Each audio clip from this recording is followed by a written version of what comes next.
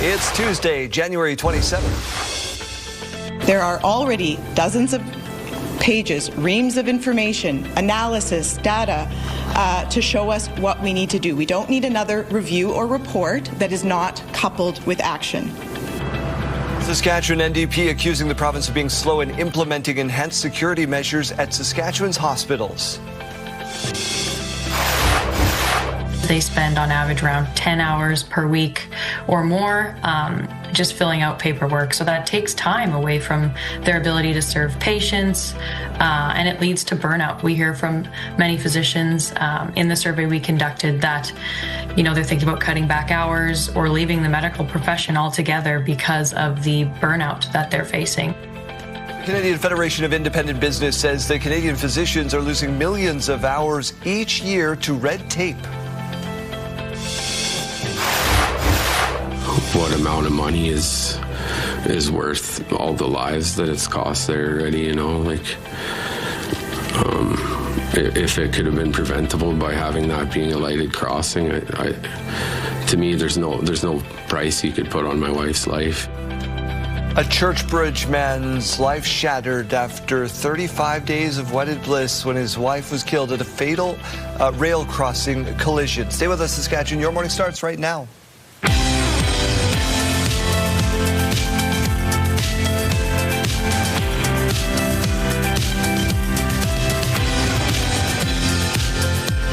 Welcome to Your Morning, Saskatchewan. I'm Daryl. And I'm Kayleen. Good morning and happy Tuesday. Man, it's been nice out there now, given those last few days that were just such ice cold. Yeah, well, some places getting a little bit colder today in the central zone, but let me tell you, the southwest corner, if you're waking up with us from Maple Creek, Swift Current, it's going to be really warm for you today, peaking around -3. -3 in, what is it, January 27th? My goodness. We'll get to your weather forecast in just a minute. Let's get to news. The government has announced a new plan to help Canadians buy groceries with a boost to the GST credit. These payments make up for the higher level of food prices since the pandemic. The Liberal government is renaming the GST credit the Canada Groceries and Essentials Benefit and raising it by 25% for 5 years. There will be an additional one-time payment this year. This is GST credit for low to middle income Canadians, which is about 12 million people. So the average family of 4 will get nearly $2,000 in 2026 and then $1,400 each of the following 4 years. The Conservatives say they'll support the move as long as other spending isn't added on. Prime Minister Mark Carney also laid out a new national food security strategy to strengthen domestic food production. Ontario's Premier has changed his tune about Ottawa's auto strategy. Did you guys make up? Well, we never had a problem. And yeah, is there differences? Sure there is. But I can tell you one thing, we agree on 99% of the stuff. Premier Ford was openly critical when Ottawa announced its plan to allow 49,000 Chinese-made EVs into the Canadian market, but he was all smiles yesterday during an appearance with the Prime Minister. Premier Ford also met with Industry Minister Melanie Joly. Ottawa is promising to create an auto task force that will work with Ontario. Premier Ford says any automaker selling cars in Canada should support our workers. There has been an update on trade talks with the U.S. I was reassured that Ambassador Greer understood very clearly what the agreement is and what it's not. Dominic LeBlanc, the minister responsible for Canada-U.S. trade, says he has spoken with U.S. Trade Representative Jameson Greer. Minister LeBlanc says he made it clear Canada is not working on a free trade deal with China. This comes after the U.S. president threatened a 100% tariff on Canadian goods if Ottawa signs a trade deal with Beijing.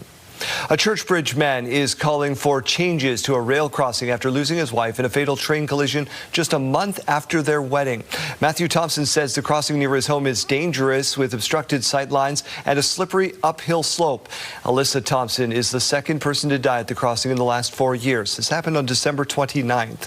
Thompson is urging CPKC to install lights to help prevent future collisions, but the company says the crossing complies with all Transport Canada regulations. What amount of money is worth all the lives that it's cost there already, if it could have been preventable by having that being a lighted crossing, to me, there's no price you could put on my wife's life. CPKC expressed its deepest sympathies to the family. A Saskatoon man has been found guilty of manslaughter after a fatal fight with his friend. Jeremy Dodge following the story for us. JD, the latest. Daryl, thank you. Timothy Smith has been found guilty in the death of 37-year-old Landon Waddell. Court heard Smith, Waddell, and a mutual friend were drinking at a home on 26th Street West in November of 2024.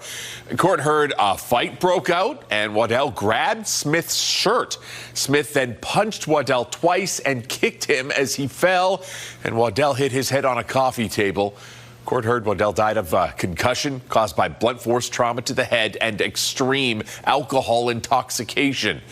The judge handing down the manslaughter verdict said she found Smith instigated the fight and had the advantage, being significantly taller and heavier than Waddell. Waddell's family says the verdict is a relief.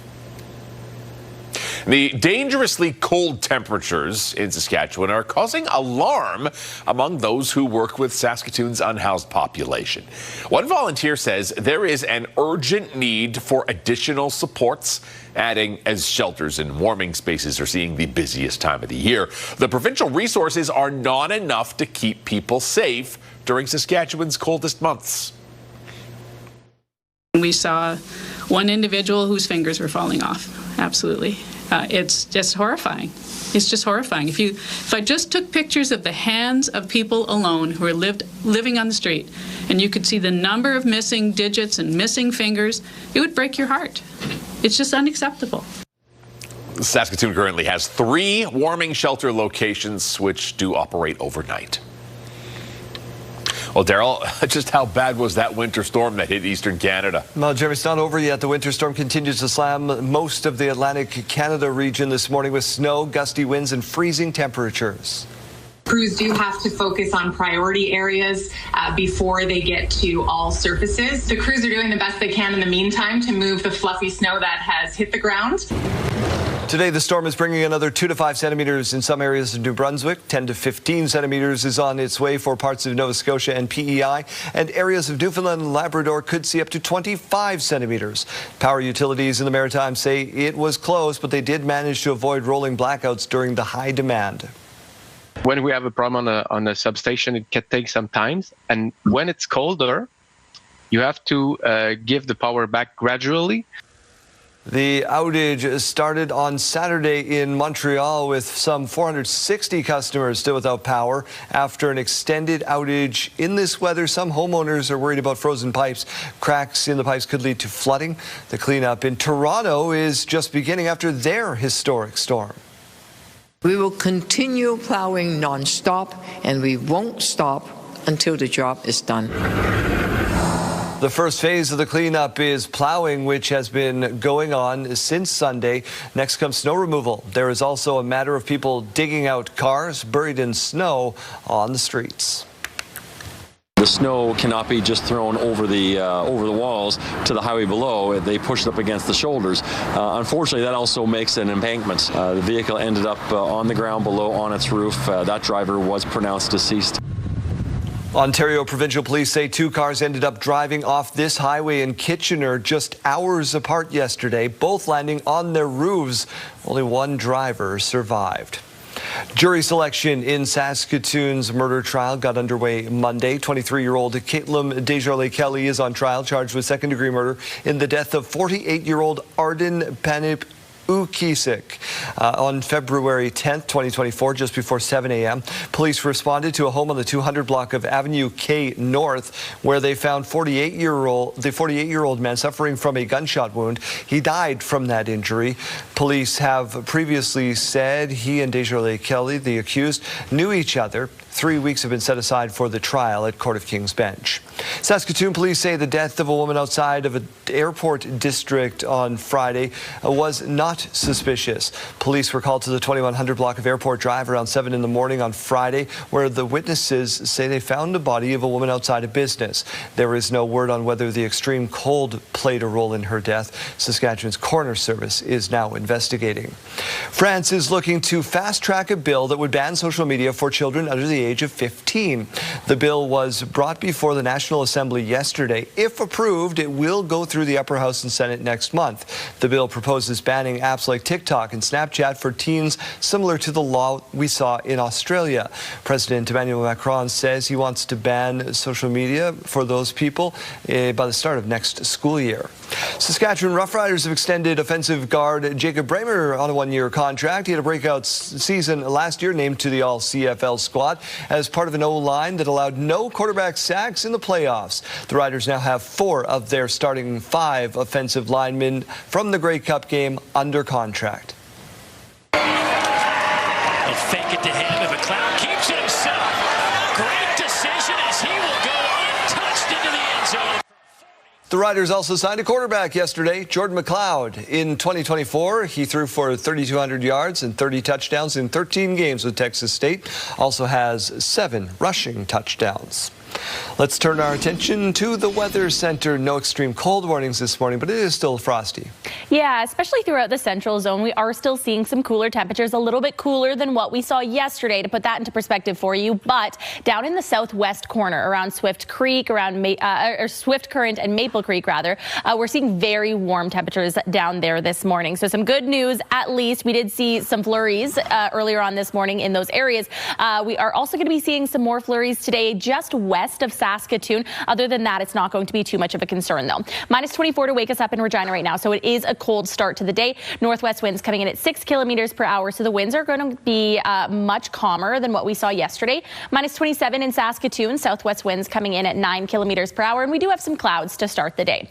Now, yesterday we had this lighting up a lot more than we are today, so again, some more good news. Yesterday we were seeing some red in the areas around Yorkton and down through Estevan. Today we are still seeing the most color around Yorkton, but still not really seeing too much in terms of those gusts today. Current temperatures now, we're seeing La Ronge at minus 26, minus 27 in Prince Albert, minus 27 in Nipawin, and minus 26 for Melfort and Hudson Bay, minus 30 in Spiritwood. So again, a cool start to the day.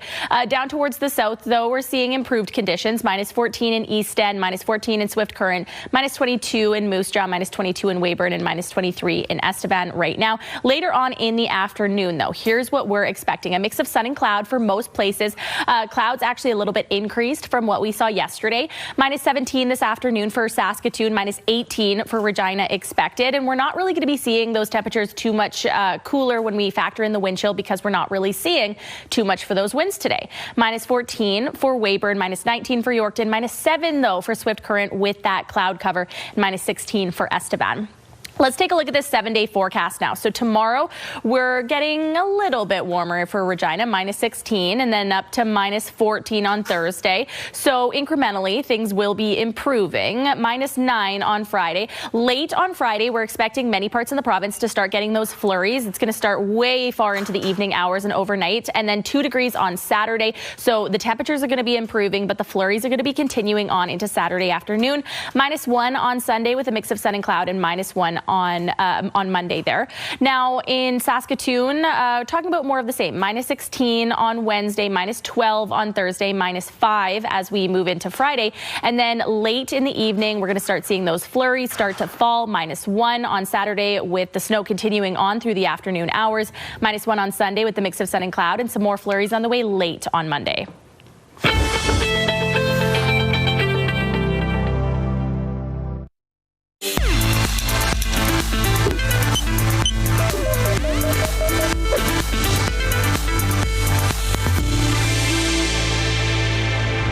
Each January, orthopedic surgeon Dr. Andrew Carbone says he sees a predictable spike in preventable injuries at his Orlando, Florida clinic. The culprit, people pushing too hard and too fast to meet their fitness goals. Workouts, especially those that involve heavy lifting with a lot of speed, put strain on the joints that often leads to painful setbacks lasting days, weeks, or even longer. To avoid landing in his office, Carbone recommends easing into a strength workout program. Start with just 2 to 3 days a week and focus doing basic moves like body weight exercises, core work, and resistance band training. They're going to be helpful, especially to build the core strength and lower back strength that you need to take it to the next level. Rest days matter too. Muscles may get strong fast, but tendons and ligaments take time to catch up. Just because you think you can do something doesn't necessarily mean that your tendons and ligaments are ready for you to do that. With this Medical Minute, I'm Melissa Adon. Health Report, brought to you in part by SEIU West, Saskatchewan's first healthcare union.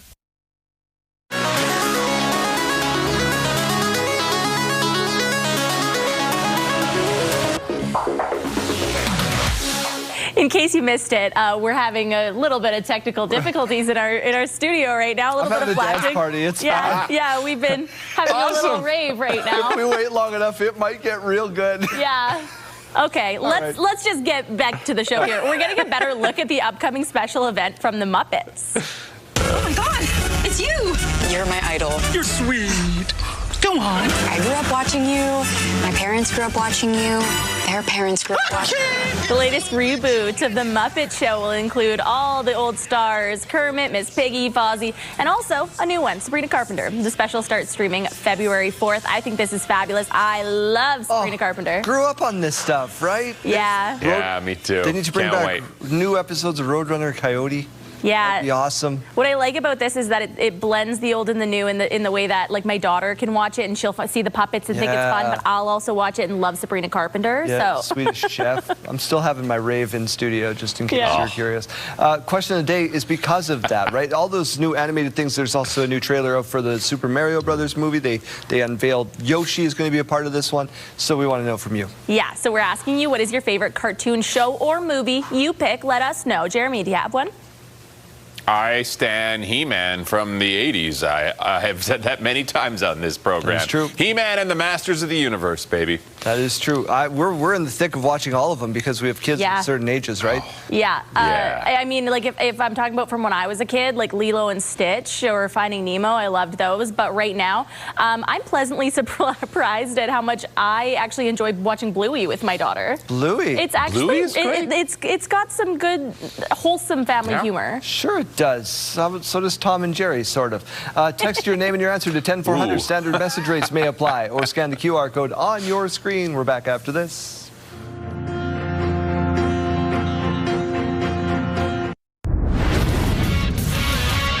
Hello there, welcome inside the Sports Center newsroom. Adam Scully here with your must-see moment from Monday. And for it, we're heading to Atlanta. Pacers visiting the Hawks. First quarter, Dyson Daniels takes the feed, throws down the thunderous slam. The Australian getting up and putting Micah Potter on a poster.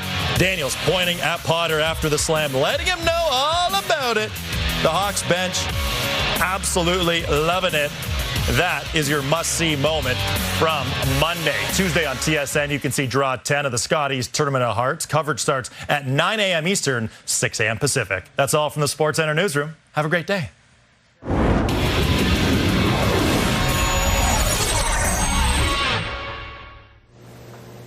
There are urgent new warnings about artificial intelligence. One expert saying humanity needs to wake up.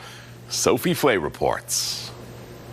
One of the biggest names in artificial intelligence is warning the technology is about to, quote, test who we are as a species. Dario Amodei, CEO of AI company Anthropic, warns the government and tech companies are underestimating the dangers of the bad actors using technology. He points to the 1995 sarin gas attack on the Tokyo subway that killed 14 people. The attack took a cult of scientists to execute. But Amodei warns AI now gives that same power to anyone. He writes, the disturbed loner who wants to kill people but lacks the discipline or skill to do so will now be elevated to the capability level of a PhD virologist. The 43-year-old billionaire also issuing a warning that science fiction movies have made for years. I'm sorry, Dave. I'm afraid I can't do that. That the technology could go rogue and begin to ignore human orders. He recently admitted that during testing, his own company's AIs have tried to manipulate humans. In lab environments, sometimes the models will develop the intent to blackmail, the intent to deceive. So what can be done? He says we need a tech embargo to stop the sale of chips and data centers to China. He's also pushing for strong transparency laws and heftier taxes on big AI companies.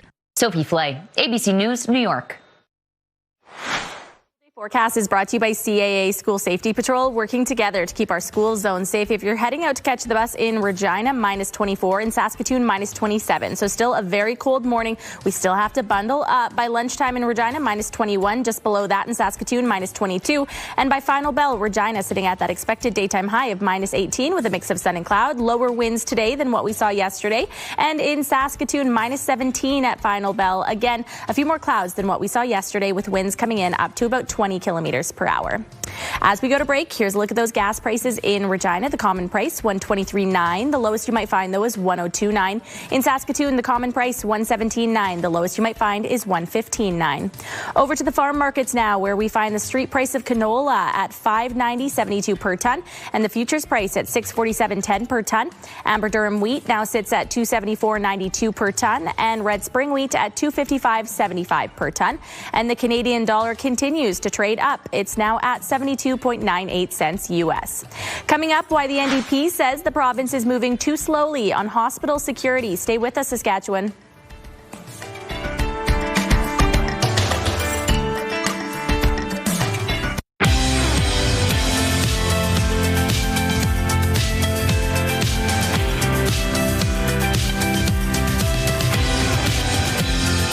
Morning, Saskatchewan. My name is Daryl. Here's what's making news this part of the hour. We begin with First Nations leaders calling for sweeping changes for what they call a worsening trend of how Indigenous people are treated in Saskatchewan hospitals, especially by security personnel.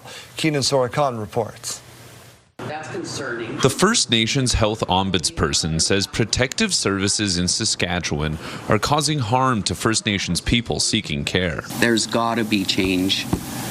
We're not going to accept anything less. Diane LaFond alleges protective services are leaving people in pain, beaten, and even dead in the case of Trevor Dubois, who died earlier this month after an altercation with security at Royal University Hospital. She says there have been complaints about protective services, and Dubois had a complaint which is being investigated about his care dating back to September. His first complaint, he wants change from how he was treated.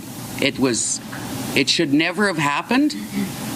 And look, Trevor's not with us anymore. LaFond is demanding an open and independent inquiry not involving the Ministry of Health. She wants her office to be part of it. Last week, the province announced plans for a third-party independent review into safety and security, including a review of security staff and their training. But LaFond wants the province to go further, calling for body cameras, for security footage to be stored longer than 30 days, and review how complaints are handled. You can't police yourself. You cannot do that. There's got to be an external body. That's why our office was created. The SHA says it will remain engaged with LaFond's office as it works to build a safer, more culturally responsive health system. It's not meant to tear down or to destroy the current system. It's meant to improve it. Pratt says if the province doesn't respond favorably to its demands, the FSIN is ready to launch a class action lawsuit to effect necessary change. Keenan Sorakan, CTV News, Saskatoon. The Canadian Federation of Independent Business says that Canadian physicians are losing millions of hours each year to red tape.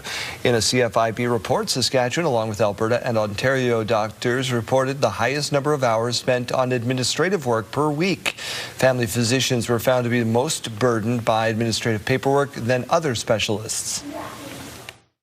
They spend on average around 10 hours per week or more just filling out paperwork. So that takes time away from their ability to serve patients, and it leads to burnout. We hear from many physicians in the survey we conducted that, they're thinking about cutting back hours or leaving the medical profession altogether because of the burnout that they're facing. CFIB says that around 80% of doctors surveyed would use more free time for work-life balance, and about half of those surveyed would spend more time with existing patients or taking on new ones. Since opening last year in downtown Saskatoon, the Mustard Seed has stepped in to meet growing homelessness needs, entering a community who is still learning what that support looks like in practice. Since opening last December, the Mustard Seed has served thousands of meals and connected people experiencing homelessness with housing, mental health support, and employment support. The organization aims for long-term change, and local businesses say the area feels safer with the Downtown Business Improvement District noting positive change since the opening. the mustard seed group coming in, we've seen a lot of stability. We've seen some great coordination, accountability, collaboration with us at downtown Saskatoon, as well as with our business community. The Mustard Seed says its focus moving forward will be on expanding partnerships. Let's go to Draw 9 at the Scotties Tournament of Hearts. A pair of 4-0 teams facing off. Carrie Einerson in Canada taking on Caitlin Laws and Manitoba. Winner moves on to top spot in Pool A after giving up a steal of 1 in the first end. Laws in some trouble, as you can see on your screen, in the second. Facing 2 with the hammer. Here comes the throw. We saw Kelsey Calvert earlier today. She's the best at hits. Here we go. Looking for that angle raise. A double. Maybe get 3. Got this. Run it back. Bang. Got it. Oh, yes. Oh, yes. Oh, yes, you do. Unbelievable shot from Laws makes the incredible angle raise double. That puts Manitoba up 3-1. Then we skip ahead to the third. Canada's going to be sitting 1 and 3. Laws, her last without hammer, gets by the traffic up top, makes the hit, and rolls this one into a great spot under cover. Laws with a couple of brilliant shots very early on in this one. Now Einerson looking to answer, needs to get to the 4-foot, avoid giving up a steal, but can't quite sneak by that stone, her own one. That's a steal of 2 for Manitoba. They win it 9-4 in just 8 ends.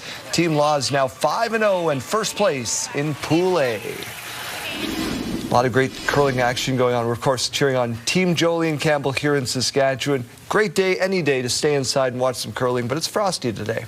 Yeah, especially through the central zone. We're still going to be seeing those cooler temperatures today. A little bit cooler than what we saw yesterday, although I do have to say down in the southwest, we're getting lucky today. There is going to be some wonderful temperatures, but we do have to talk about how the southwest did get some of those flurries overnight. So here's a look at the radar and satellite there. The only place that was really impacted mainly was areas around Swift Current there, and we are talking about some more snow on the way today. It's not a lot. Don't get too worried about it yet, but we're talking about some rain that's, or not rain, some snow rather, that's coming in just west of Saskatoon. It's going to be in the later parts of the morning and early afternoon, and then later in the afternoon it is going to clear. We're also talking about some more flurries that are on the way, mainly for northern Saskatchewan, but as you can see down in the southwest, this is Wednesday at about 8:30 p.m. We are still going to be seeing some more of those flurries, and then we're talking about those flurries making their way mainly into the north. Again, areas around Swift Current on Thursday morning, still going to be getting some of those flurries, so it's kind of going to be stop and go, stop and go. But again, the southwest going to be seeing some really nice temperatures, so you gotta take the good with the bad sometimes. Current temperatures really cold up north, but again, not as bad as what we were seeing over the weekend. -29 in Buffalo Narrows to start the day, -26 in La Ronge, -28 in Nipawin, -26 in Melfort and Hudson Bay, and -30 in Spiritwood. Down towards the south, already starting to see some of those better temperatures way down in that southwest corner. East End at -14 and Swift Current at -14. -21 though in Weyburn, -26 in Yorkton, and -23 to wake us up in Estevan. Today's forecast though showing Swift Current with those clouds at -7 this afternoon, -12 for Moose Jaw, -18 for Regina, and -17 for Saskatoon. Yorkton -19, and we're not going to be seeing those winds nearly as strong as what we saw yesterday. Peaking in Saskatchewan around the Parkland region again, but only up to about 30 kilometers per hour. So don't really be worrying about those winds today. The 70 forecast showing that we will be getting incrementally warmer for the next few days. -16 tomorrow in Regina, -14 on Thursday, and then -9 on Friday. Temperatures for a lot of places in the province will be peaking up into those positive numbers on Saturday. 2 degrees for Regina, -1 on Sunday, and -1 on Monday. Some more flurries on the way for Saturday and Monday, though. In Saskatoon, -16 tomorrow, -12 on Thursday, and then up to -5 on Friday with a mix of sun and cloud. -1 on Saturday, some flurries on the way, -1 on Sunday, and -1 on Monday. Again, some flurries later on into the evening.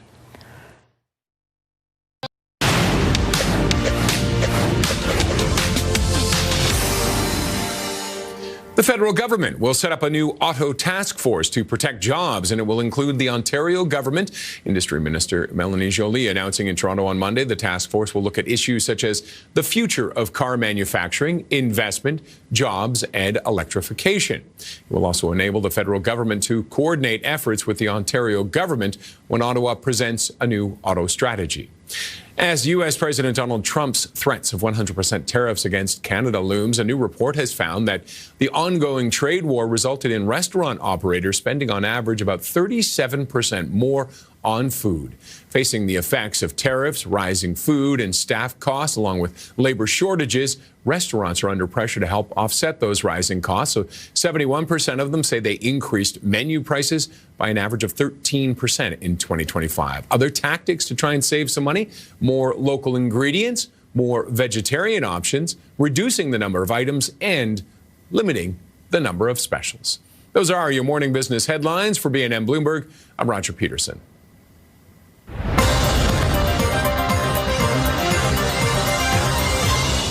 The Saskatchewan NDP is accusing the province of being slow in implementing enhanced security measures at Saskatchewan's hospitals. The NDP says the 2024-25 Ministry of Health annual report found that violent incidents had doubled over a 2-year period. The opposition says 23 criminal acts were committed against patients, yet the government failed to install emergency room metal detectors until this month. The government is blaming a security review, but the NDP feel action is needed now. Mira Conway is the NDP's health critic and joins me in studio this morning.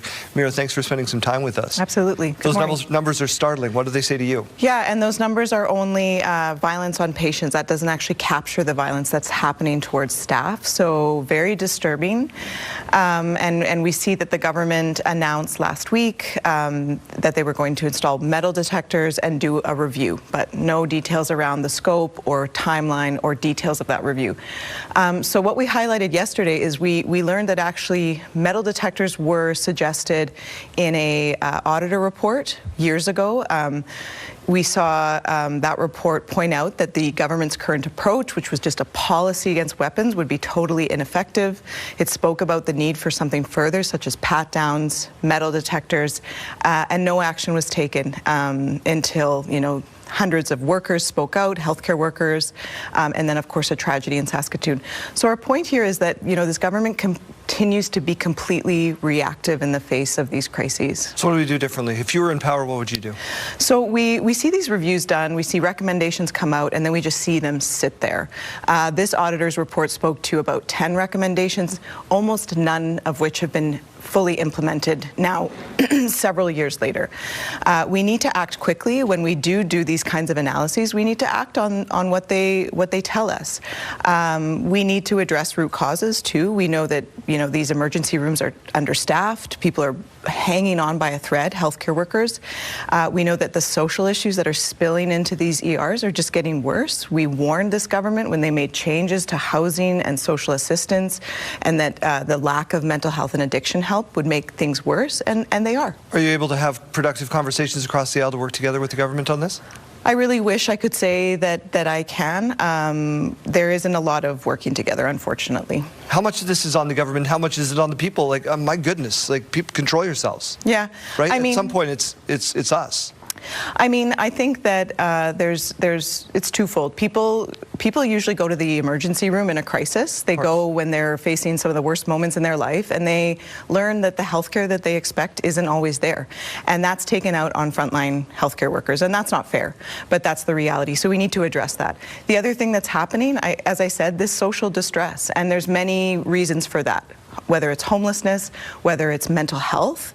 And I do believe that these frontline healthcare workers, they took an oath, they take their duties seriously, which is why they're speaking out, which is why they're so distressed that they can't provide that care.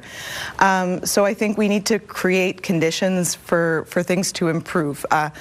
Individual blame, I mean, it goes, there are certainly situations where people are stepping out of line and they need to be held accountable, but these are also systemic issues that need to be addressed as such, and that's on government.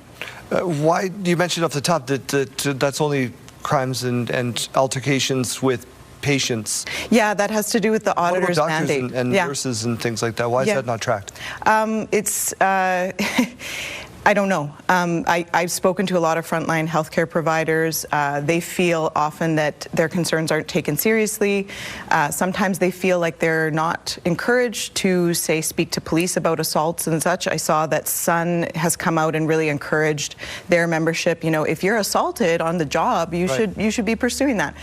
Yeah, it's really sad. Like this is very common. This has been a crisis building over years, and I think it's just too bad that it took a tragedy and this totally historical event, to be frank, of these healthcare workers speaking out en masse for this government to put in place a recommendation they actually had years ago. That's the big fix. It's disappointing. Mira, thank you for your time this morning. We did reach out to the government, and we will try to have Jeremy Cockrell on the show as well. Thank you.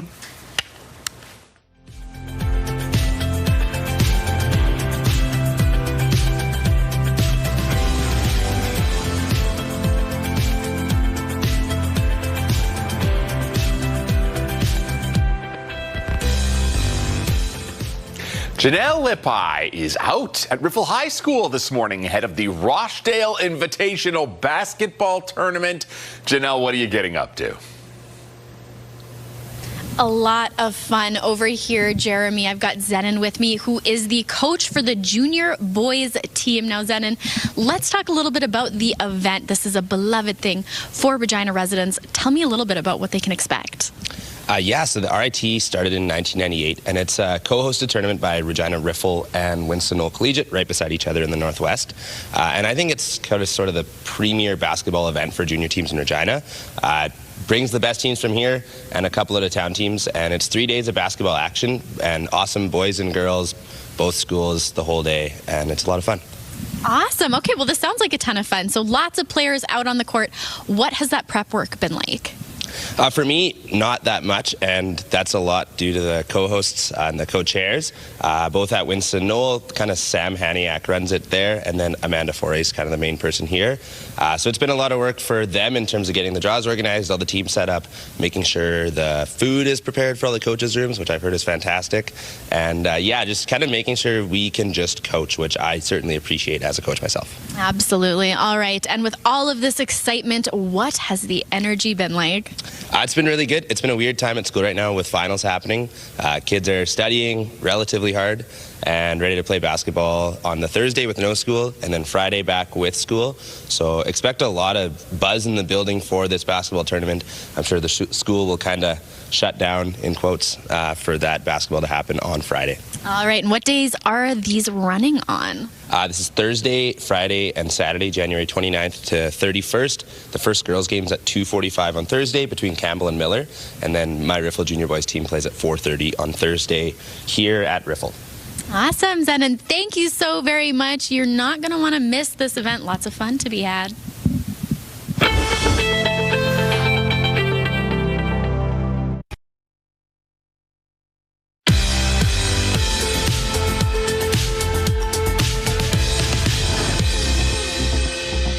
It's January 27th, and we have these milestones to share with you. We'll start off with a belated happy birthday going out to Beverly Ann, who marked another trip around the sun on January 22nd. We hope it was a great one filled with love. And another belated happy birthday going out to Terry Lynn. She turned 55 yesterday. Lots of love from the Fridays and your fur babies. Happy 34th birthday going out to Ashley. This shout out coming from your partner Jordan and your two children, Gia and Nigel. Happy 7th birthday going out to Ayla. Your family loves you so much and hopes you have a fantastic day, including your Nana Sean and Papa Mike. And Shauna, rather. And another birthday wish going out to Mark today, and we hope this is the best one yet, with lots of love from your friends and family. Happy birthday wishes going out to Papa Blaine. Have a great day. This shout out coming with love from your whole family. Enjoy. And turning 10 years old today is Liv. Welcome to Double Digits. Lots of love from your mom, dad, Riley, and Drake. Milestones, brought to you by Harbor Landing Village, an award-winning senior care and living community in Regina. If you have a milestone coming up, send us an email to yourmorningsaskatchewan@ctv.ca or simply scan that QR code on your screen. Please send those in at least one day in advance. Jace, what are we giving away on the radio today? We are still giving away those concert tickets for every show of 2026 last week to get in for it. So far, we have been perfect in the mornings. When we call out a name, everyone's been calling back in that 9 minutes and 27 seconds. So we want to keep that trend going here today. We're going to be announcing another name at 7:10. Enter at purecountry927.ca so you can have a chance to hear your name. We're also jumping on the trend right now that's going on with ChatGPT, where you upload a photo of yourself and say, make a family picture of me with celebrity parents. You can see mine up on Facebook. I did it. Julianne Moore was chosen as my mom. The dad, I don't know who it was. And then I asked, like, who is this? And ChatGPT responded, I can't actually identify or name real people in the image, even if they look familiar. It's like, you did it. Yeah. Just tell me who these people are. Kayleen did this yesterday, and hers were J-Lo and who's the other? Jason Segel. Those were her celebrity parents, apparently. Oh. Yeah. That's an odd combo that I now am intrigued to see moving forward. She really wants into the will. Yeah, no doubt.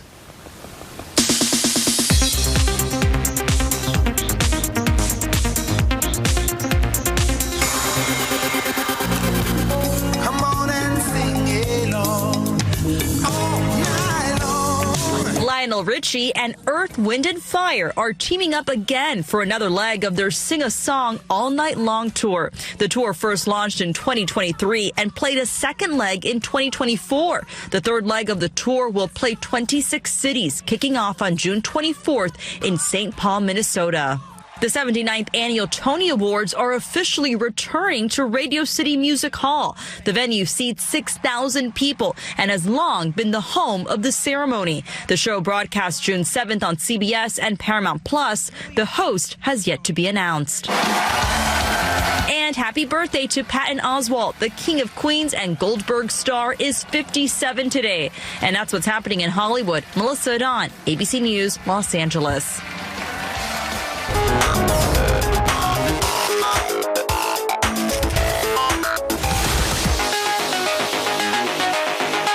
All right, sidebar, we want to meet Steph Fury.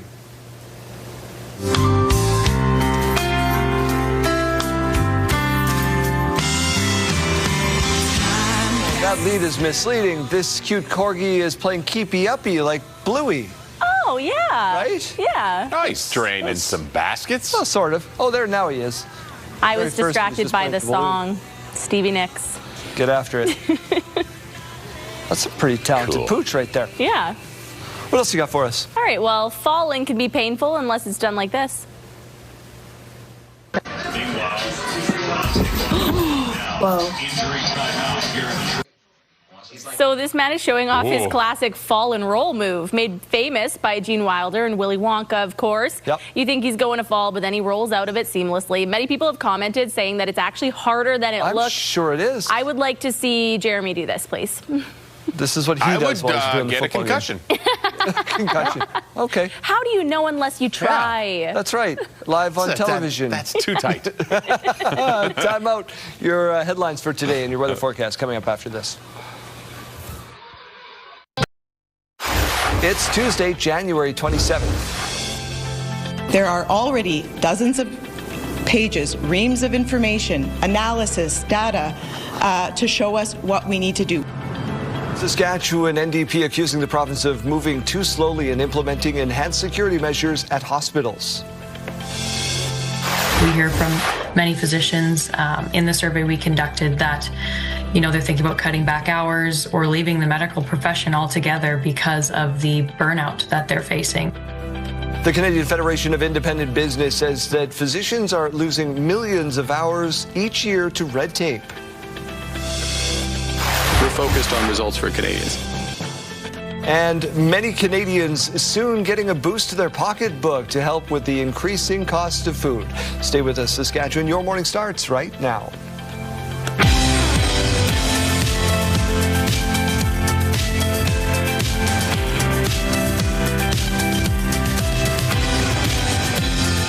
Well, Welcome to Your Morning Saskatchewan. I'm Daryl. And I'm Kayleen. Good morning and happy Tuesday. Come back to camera real nice. We were during that little thing. We always pick an instrument to play, and I was playing the saw. We do the air band. I was doing the flute.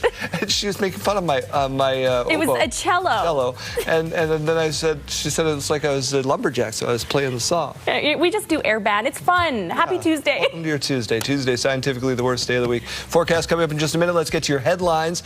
And we begin with affordability appearing to be top of mind as Canadian members of Parliament returned to work Monday with an announcement from the Prime Minister to counter the high cost of groceries through a GST rebate for some 12 million Canadians. Mike Lucatour reports. So we're acting today. Choosing to be in a produce store instead of Parliament, Prime Minister Mark Carney announced new measures to tackle the affordability crisis. The Liberal government is renaming the GST credit the Canada Groceries and Essentials Benefit and raising it by 25% for 5 years. With an additional one-time payment this year, the average family of four will get nearly $2,000 in 2026 and $1,400 each of the following years. The measure is expected to help 12 million low-income Canadians. On average, these payments make up for the higher level of food prices since the pandemic. Carney also laid out a new national food security strategy to strengthen domestic food production and improve access to nutritious food. The Conservatives say the GST measures aren't new, but they'll support them. The Prime Minister has revived a Trudeau-era rebate, which will let pass, that will barely cover a few trips to the grocery store. The focus on pocketbook issues is a clear response to the #1 concern of Canadians, according to this pollster. That's going to be the battleground for the next federal election, and it's going to be the key way that Canadians judge both Mark Carney and Pierre Poilievre. With a campaign-style announcement today, it had some wondering if Canadians could be headed to the polls this spring. Of course we're not. We're not. We're focused on results for Canadians. The Conservatives say they'll back the GST boost as long as other spending isn't added on. The bill is expected to be tabled in the coming days. Mike Lecouteur, CTV News, Ottawa. And there has been an update on trade talks with the U.S. I was reassured that Ambassador Greer understood very clearly what the agreement is and what it's not. Dominic LeBlanc, who is the minister responsible for Canada-U.S. trade, says he's spoken with the U.S. trade representative, making it clear that Canada is not working on a free trade agreement with China. This comes after the U.S. president threatened a 100% tariff on Canadian goods if Ottawa signs a trade deal with Beijing. More federal government job cuts have been announced, some impacting museums. The Canadian Museum of History and Canadian War Museum will cut 67 positions over the next 3 years. This is all part of the government's plan to cut 28,000 jobs from the federal public service over the next 4 years to find $60 billion in savings. The Public Service Alliance of Canada says the museum job cuts will not only affect employees, but also the visitor experience. Over the last 2 months, approximately 18,000 federal public servants have received notice their job may be cut. The federal government is closing a number of agriculture research centers across the country. 2 Saskatchewan facilities will be impacted. They are at Indian Head and Scott. The union representing workers says 38 people will be laid off in Indian Head and 6 in Scott. The closures are part of a government effort to reduce the size of the civil service. The union says loss of the centers will hurt farmers who benefit from the research. Agriculture and Agri-Food Canada will maintain 17 research centers nationwide and research farmland in each province. Recent cold in every part of this province. Jeremy, how's it impacted your? It is raising concerns in Saskatoon, Daryl. It's prompted a call to action from those who are on the ground with Saskatoon's most vulnerable. Hallie Mandrick has the details. As temperatures across Saskatchewan have reached dangerous lows in recent weeks, those who help Saskatoon's unhoused population are asking for more support. We saw one individual whose fingers were falling off. Absolutely. It's just horrifying. It's just horrifying. If I just took pictures of the hands of people alone who are living on the street, and you could see the number of missing digits and missing fingers, it would break your heart. It's just unacceptable. Card says the current supports available for Saskatoon's unhoused population aren't enough, adding that shelters are a temporary solution and the greater issue of housing in Saskatchewan needs more attention. We're not making progress. We need to restore the things that April mentioned, like direct payment to landlords, and we need to have a compassionate and dignified treatment of our people on the streets. According to the province, the Ministry of Social Services does have representatives working in shelters with the goal of connecting those in need with more long-term housing options. What we find, though, is there's individuals, they require additional supports and may not be entirely ready for housing at that point. But that's something that we're constantly trying to do is where an individual we think will be successful with housing, we will definitely work with them to secure them housing. Saskatoon's latest point-in-time count listed nearly 2,000 people experiencing homelessness, and a comprehensive evaluation from 2024 determined that more than 80% of those without shelter are Indigenous. The poverty is overwhelmingly female and overwhelmingly Indigenous, and we can do much better if we put our minds to it and work together. Saskatoon currently has 3 warming shelter locations which operate overnight, in addition to 9 facilities that are available during the day. If we have shelters that are completely full, that individual is not going to be turned back out onto the street. We will find an appropriate place for them so they're kept safe especially when it's super cold like it has been. Hallie Mandrick, CTV News, Saskatoon. All right, Daryl. So it is cold here, but out east, that's just some of what they're dealing with when it comes to extreme weather. Oh boy, they're still waiting for the snow to stop out there as they dig out from that winter wallop. Crews do have to focus on priority areas before they get to all surfaces. The crews are doing the best they can in the meantime to move the fluffy snow that has hit the ground. This is the same storm that hammered Toronto with historic amounts of snow. There are winter storm warnings and snowfall warnings in effect as the nor'easter moves through.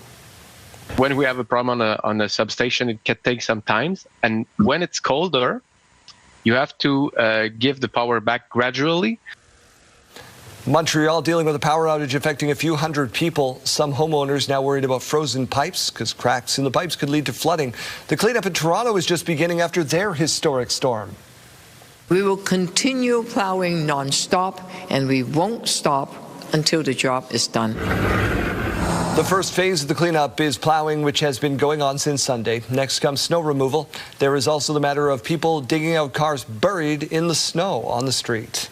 The Saskatchewan Roughriders have extended offensive guard Jacob Bremer for a 1-year deal. He had a breakout season. He was named an all-CFL player and was part of that O-line that allowed no quarterback sacks in the playoffs. Riders now have 4 of 5 from the Grey Cup game under contract for next year. They'll fake it to him, and McLeod keeps it himself. Great decision as he will go untouched into the end zone. Riders signed a quarterback, Jordan McLeod, in 2024. He threw for 3,200 yards and 30 touchdowns in 13 starts with Texas State. He also had 7 rushing touchdowns, bolstering the attack just a little bit there. I think there are 3 quarterbacks now under contract with Jack Cohn, Trevor Harris, and now this young fella. We'll see how that all plays out as we get to the Weather Center and join Kayleen Sawatsky with today's good or bad news. Mainly good, especially good if you're waking up with us from the southwest corner this morning. If you're waking up with us from the north or the central zones, it's going to be another cold day. What can I tell you? It's winter. It's January in Saskatchewan.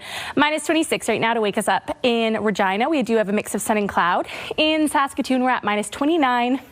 Cold start to the day. Things are going to be improving this afternoon. Mix of sun and cloud and winds coming in right now at 11 kilometers per hour. Let's take a look at these wind gusts now. They are improved from what we saw yesterday. Yorkton still going to be where we're seeing the highest winds today. Regina not going to be seeing them much higher than 20 kilometers per hour. We are talking about some more snow on the way though, mainly going to be west of Saskatoon. It's going to be in the morning hours and then clearing for the afternoon hours. notice some patches down towards the south today in areas just south of Swift Current as well. Now, we're talking about the clouds going to be increasing as we make our way through the overnight hours and into tomorrow morning.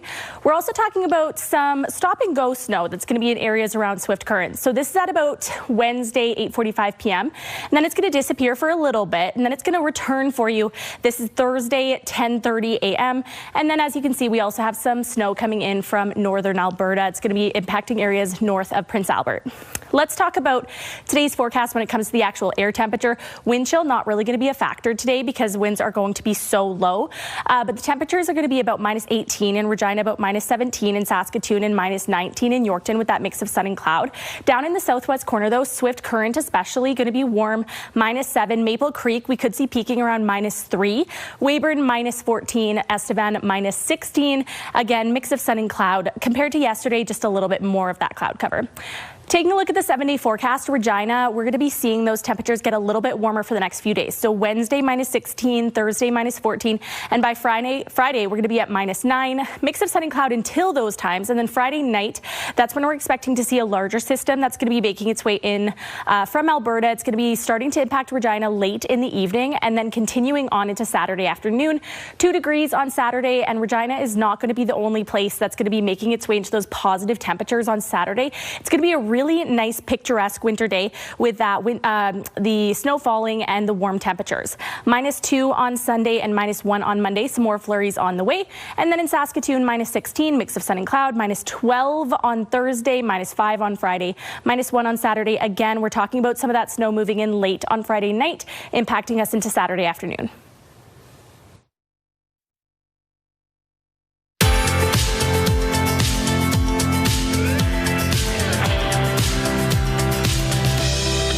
All right, we're taking a look at our rural forecast now. We are seeing some flurries in Saskatchewan today. It's not going to be a whole lot, though. Areas west of Saskatoon, Lloydminster, going to be getting some of those flakes, -12. -14 in Spiritwood with that cloud cover today, -17 in Watrous, and -19 in Wynyard. Down towards the south, we are seeing warmer temperatures. Take a look at Maple Creek, peaking at -2 this afternoon. Easton Cypress, -7. Rockland, -9. Assiniboia seeing just a few of those flakes. Not really going to be anything significant. -10, though, this afternoon. -8 in Coronach, -16 in Carlisle, and -18 in Broadview. Let's take a look at Raymore, where internet plans up to 1 gig are available from SaskTel. -20 is where we'll be peaking this afternoon. Sun and clouds and winds a lot less strong than what we saw yesterday, only coming in between 10 to 20 kilometers per hour. Hello there. Welcome inside the Sports Center newsroom. Adam Scully here with your must-see moment from Monday. And for it, we're heading to Atlanta. Pacers visiting the Hawks. First quarter, Dyson Daniels takes the feed, throws down the thunderous slam. The Australian getting up and putting Micah Potter on a poster. Daniels pointing at Potter after the slam, letting him know all about it. The Hawks bench absolutely loving it. That is your must-see moment from Monday. Tuesday on TSN, you can see Draw 10 of the Scotties Tournament of Hearts. Coverage starts at 9 a.m. Eastern, 6 a.m. Pacific. That's all from the Sports Center newsroom. Have a great day.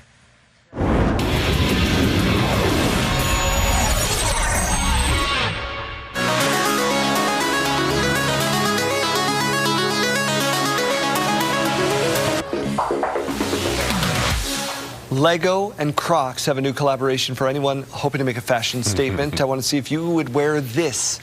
Each set of Lego Crocs includes a mini Lego figurine as well, which also comes with a pair of Lego brick clogs. Available for sale on the 16th of February. Would you wear them? Your husband Tyler loves Crocs. Yeah, Tyler does love his Crocs. I would not be wearing these. Would you? I think JD would look great in these. I would look great in them, but I would not wear them by choice. We could get them together and stack them. Feel like a game of Twister. You'd all be standing on each other's toes, like. Right? I wonder how sharp those corners are. True. True. Maybe. Has fashion gone too far? You could kick things with it. It wouldn't hurt so bad. Question of the day is where we're going to next. We want to know what your favorite cartoon show or movie is. Yeah, and much response? Oh yeah. Well, I remember a few months back we asked for everyone's favorite cartoon characters, and we got a lot of the Flintstones. Today, that is definitely our #1 answer. Karen, though, saying Rainbow Bright is my favorite. Leanne from Nipawin saying the Flintstones, of course. Some more answers on the board here saying Flintstones and Yogi Bear. I know that's one of your favorites, right, Daryl? I don't think the Rangers going to like that, boo-boo. Yeah. I've heard you say that a lot, so I had to assume that you liked that. Anita saying Zootopia. It's not one I've seen. Oh, no? No. We took Mateo to the theater. He loved it. Those are good. People say the Flintstones because he used to air on this station for years and years and years. But Debbie saying that she grew up with the Flintstones and her kids also grew up with them. So passing it down. I like that one. Multi-generational. Yeah. Another one saying favorite is the Flintstones and now Bluey with the daughter Bailey. I think I agree. I agree with the Bluey one. No Mickey Mouse Clubhouse yet, but there is Bugs Bunny.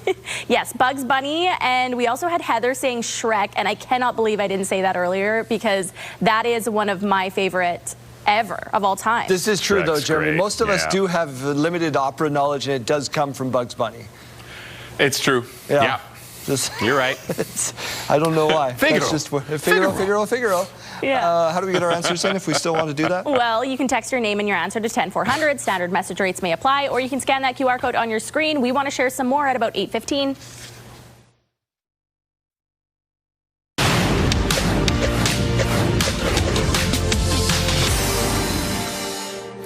The Alberta government is planning to collect oil sands royalties by taking bitumen instead of cash so it can help bring it to market. It's authorizing up to $900 million in borrowing to that end. However, industry insiders say the province might use that money to attract an oil pipeline proponent, with taxpayers picking up the tab for any failed projects. CTV's Kevin Green reports. Energy economists say a recent order in council that allows the province to collect royalties in actual barrels of oil instead of cash also gives the province the ability to borrow $900 million tax dollars to spend on marketing. But they also say it opens the door to backstopping private companies in a pipeline bid. It says $900 million for hydrocarbon marketing activities, which implies doing what we just talked about. But it also allows for the purchase of shares, making loans, doing joint ventures, providing loan guarantees, or setting up subsidiary corporations. Richard Messon was once the CEO of the Alberta Petroleum Marketing Agency. He says selling royalty barrels alone would not require anywhere near that level of borrowing authority. Instead, he says the borrowing authority lines up with what would be needed if the province were stepping in to reduce the financial risk for a pipeline company. There's no private sector proponent for a pipeline, and APMC is now going to step in and be the loan guarantor for the pipeline. Messon says the upside could be better marketing access and stronger royalties, but the downside is a significant loss for taxpayers if a project fails. But Alberta's Minister of Energy says the close to $1 billion line of credit is simply for marketing the province's oil, not building or backing a pipeline. This money is not used to secure any corporate loans or anything else. It is simply used as an overdraft to make sure that we are able to go into the business of selling products that producers give us to sell. NDP leader Naheed Nenshi doesn't buy it and says the government is putting taxpayer money at risk. The problem we have is this government has never shown any evidence of being competent or sophisticated or thoughtful when it starts messing around in the private sector, which they are now doing. The Canadian Taxpayers Federation says even if the $900 million in potential debt is just to help sell Alberta bitumen, it's a price too high to pay. $900 million, right, of taxpayer money being put on the line by the government. That's a huge amount of money, and it's not, taxpayers shouldn't be propping up the government spending on this marketing, right? Kevin Green, CTV News, Calgary.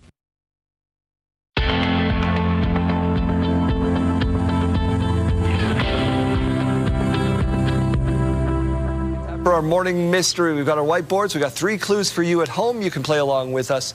Clue number 1, it is a person today. Oh. Before his music career, he worked at a grocery store. Okay. That could be anybody. Celebrities, they're just like us. He joined WWE in 2021 and actually wrestled.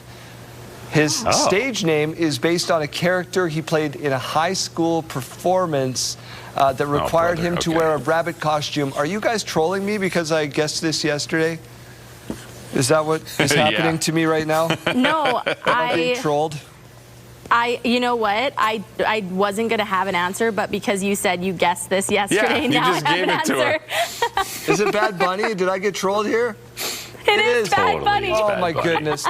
He's nominated for 6 awards at the 2026 Grammy Awards, including Album of the Year and Song of the Year. And, of course, he's going to be performing at the Super Bowl, which you can see right here on CTV. That is today's Morning Mystery. Studio consideration provided by Father's Furniture, specializing in quality Canadian-made furniture. All right, let's take a look at our school day forecast. It's brought to you by CAA School Safety Patrol, working together to keep our school zone safe. If you're heading out to catch the bus in Regina right now, we're at -26. In Saskatoon, cold start to the day, -29. By lunch in Regina, -21. A notch below that in Saskatoon at lunchtime, -22 with a mix of sun and cloud. And by final bell in Regina, -18, -17 by final bell in Saskatoon. Wind chill, not going to be too much of a factor today. Winds are remaining very low throughout the afternoon. As we go to break, here's a look at your gas prices in Regina. The common price this morning, $123.9. The lowest you might find, though, is $102.9. In Saskatoon, the common price, $117.9, and the lowest you might find is $115.9. Over to the farm markets now, where we find the street price of canola at $590.72 per ton, and the futures price at $647.10 per ton.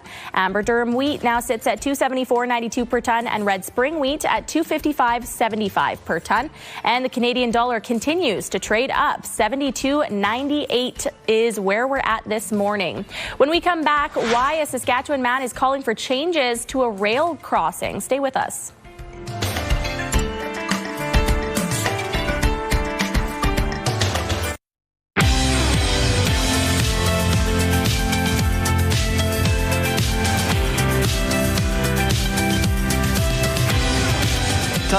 Welcome to your morning. It is 7:28. The Saskatchewan NDP accusing the province of being slow to implement security measures at Saskatchewan's hospitals. The NDP says the 2024-25 Ministry of Health annual report found that violent incidents had doubled over a 2-year period. The opposition says 23 criminal acts were committed against patients, yet the government failed to install emergency room metal detectors until this month. The government is planning a security review, but the NDP feels action is needed now. There are already dozens of pages, reams of information, analysis, data to show us what we need to do. We don't need another review or report that is not coupled with action.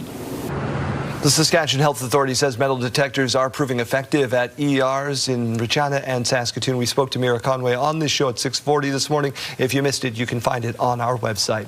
Meanwhile, the First Nations Health Ombudsman is calling for an inquiry into the force used by security. Diane Lafond says there needs to be an independent inquiry that doesn't involve the Ministry of Health or the SHA. Lafond says there have been a growing number of complaints about protective services with increasing severity in recent months. She says hospital security are leaving people bruised, beaten, or in the case of Trevor Dubois, dead. She wants to see security where body cameras have security video stored for longer than 30 days and have a third party investigate complaints towards security. How they deal with complaints in general. You can't police yourself. You cannot do that. There's got to be an external body. That's why our office was created. Lafond says there have been nearly 550 complaints to her office since it was created in July of 2023. The Canadian Federation of Independent Business says Canadian doctors are losing millions of hours each year to red tape. In a new CFIB report, Saskatchewan, along with Alberta and Ontario doctors, reported the highest numbers of hours spent on administrative work per week. Family physicians found to be the most burdened by administrative paperwork than other specialists. They spend on average around 10 hours per week or more just filling out paperwork. So that takes time away from their ability to serve patients, and it leads to burnout. We hear from many physicians in the survey we conducted that, they're thinking about cutting back hours or leaving the medical profession altogether because of the burnout that they're facing. CFIB says that around 80% of doctors surveyed would use more free time for work-life balance, and about half of those surveyed would spend more time with existing patients or taking on new ones. A Churchbridge area man is hoping a personal tragedy can lead to some change. His wife was killed after a collision at a train crossing, which was the site of another fatality just 4 years prior. Virginia DeClute reports. For Alyssa and Matthew Thompson, 2025 was supposed to be the start of a long, beautiful life together. They got married in November and bought a house in Churchbridge, sharing it with Alyssa's 8-year-old son and their many rescue cats. She was a very selfless person. She was charismatic, full of life and energy, and she was just a beautiful soul inside and out. The morning of December 29th was like any other. Matthew made her coffee and packed her lunch for work. I started her car. I kissed her goodbye and told her I loved her, and then she went out the door. Minutes later, Matthew received a call from a family member telling him about a collision at the rail crossing near the Thompsons' home. So I pretty much instantly just threw on my shoes and ran down the street to the train there. There was a guy standing there. I asked what kind of vehicle it was. He said it was a red SUV. And I said, I think that's my wife. Alyssa did not survive the collision, passing away just 35 days after her wedding. Matthew contacted the railway and the RCMP for details regarding the collision. And they responded that they wouldn't be releasing that information to me. This wasn't the only fatality at this crossing. About 4 years ago, a father was killed. His 2 children were injured at the same spot. If you stop behind the stop line, you see the house, you see the tree line, and you just see black.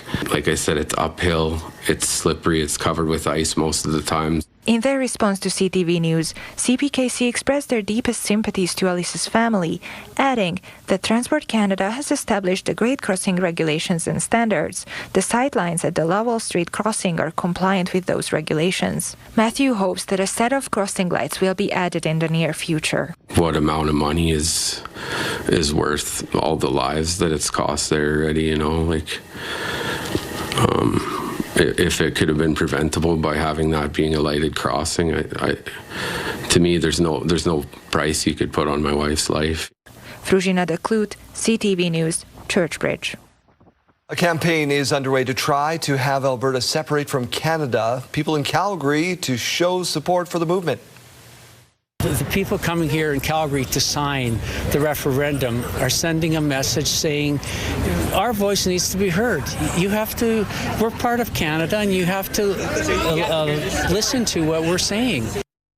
Hundreds lined up to sign the petition from Stay Free Alberta, which now must collect more than 177,000 signatures by May 2nd for the process to go any further.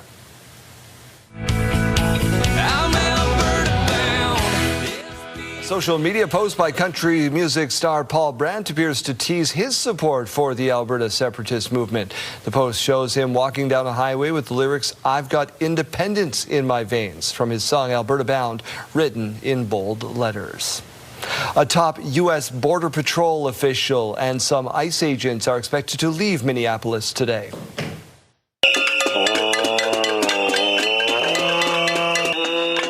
Protesters last night showed up to the hotel where Gregory Bovino was reportedly staying. Multiple reports say Bovino has been stripped of his commander-at-large title with Border Patrol. The Homeland Security Department insists Bovino isn't being demoted, but we do know that President Trump is putting Border Czar Tom Homan in charge of the immigration crackdown in Minnesota. ICE agents have shot and killed 2 people, Nicole Good and Alex Preddy, during this crackdown. The mayor of Minneapolis says ICE agents will be leaving the city today, but he didn't say how many. 5 people have been killed in an explosion and fire at a cookie factory in central Greece. 7 others, including a firefighter, were hospitalized after the blast. Police say investigators suspect the explosion may have originated near the ovens, which operate around the clock. The blast happened during the night shift, and the fire is completely gutting the plant. France is looking to fast-track a bill that would ban social media for anyone under the age of 15. The bill was brought before the National Assembly yesterday. Now, if approved, it will go to the Upper House and Senate for approval next month. The bill proposes banning apps like TikTok and Snapchat for teens, similar to the law we told you about in Australia. President Emmanuel Macron says he wants the ban in place by the start of the next school year.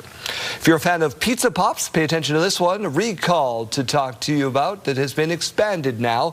The products include 3 cheese, pepperoni and bacon, deluxe, and 3 meat varieties.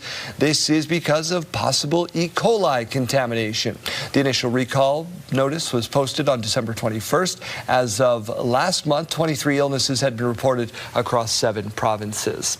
As the Olympic Games get closer, Italy is also hosting the 2026 World Ice Art Championships.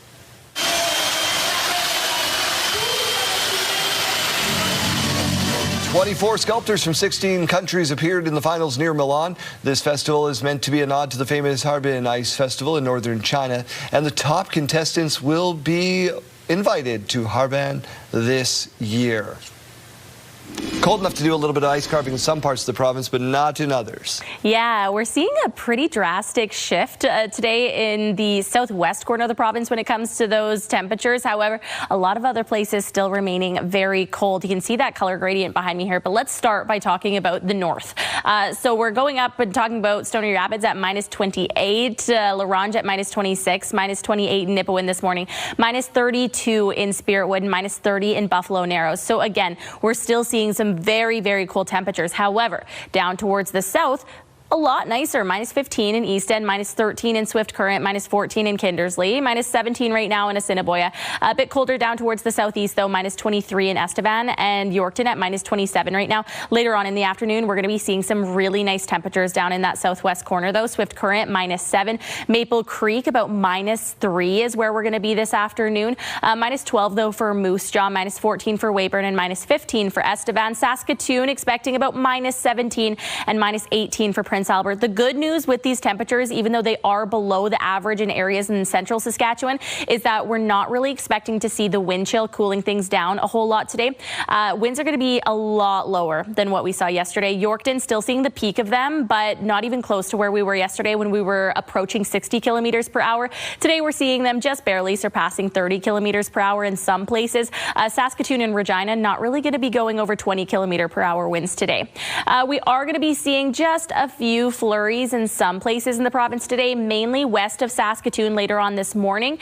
And then it's going to be disappearing by about the afternoon hours. We are talking about clouds increasing into those overnight hours. And then we are also seeing some more snow kind of stopping and going down in that southwest corner in areas around Swift Current. What you're looking at right now is tomorrow about 9 p.m. So you can see some patches of purple there on your screen. And then we're also talking about some flurries entering northern Saskatchewan around that time.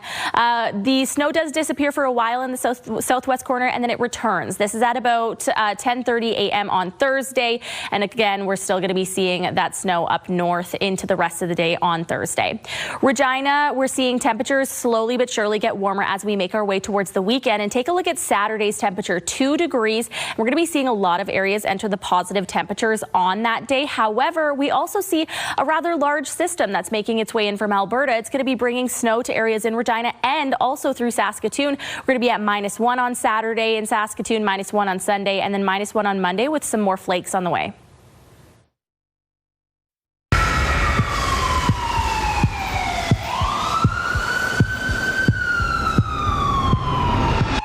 The incident happened on December 11, 2025, between 3 a.m. and 3:30 a.m. on the 1600 block of 8th Avenue. 2 men attempted to break into a sea can. They were not able to enter, but they did damage the lock. The first suspect is described as a man wearing white shoes, blue or gray pants, a camouflage jacket, black hoodie underneath the jacket, gray gloves, and a black neck warmer used to cover his face. He had on a purple Toronto Raptors hat with a red brim. The second suspect is described as a man. He was wearing black shoes, black pants, a Carhartt sweater, a puffy black vest, a neck warmer covering his face with gray gloves, and a black New York Yankees hat. He had a black backpack on with a box sticking out of it. If you know who these two are, contact Crimestoppers. I'm Belton Johnson, board member for Regina Crimestoppers. Did you know Crimestoppers would pay up to $2,000 cash rewards for information on this or any other serious crime in Regina? Callers do not have to identify themselves. Calls are not traced or recorded. In Regina, Saskatchewan, and Canada, call Crimestoppers at 1-800-222-TIPS. That's 1-800-222-8477. You can also access our website at www.reginacrimestoppers.ca. Remember, our community suffers when you remain silent. Please report crime.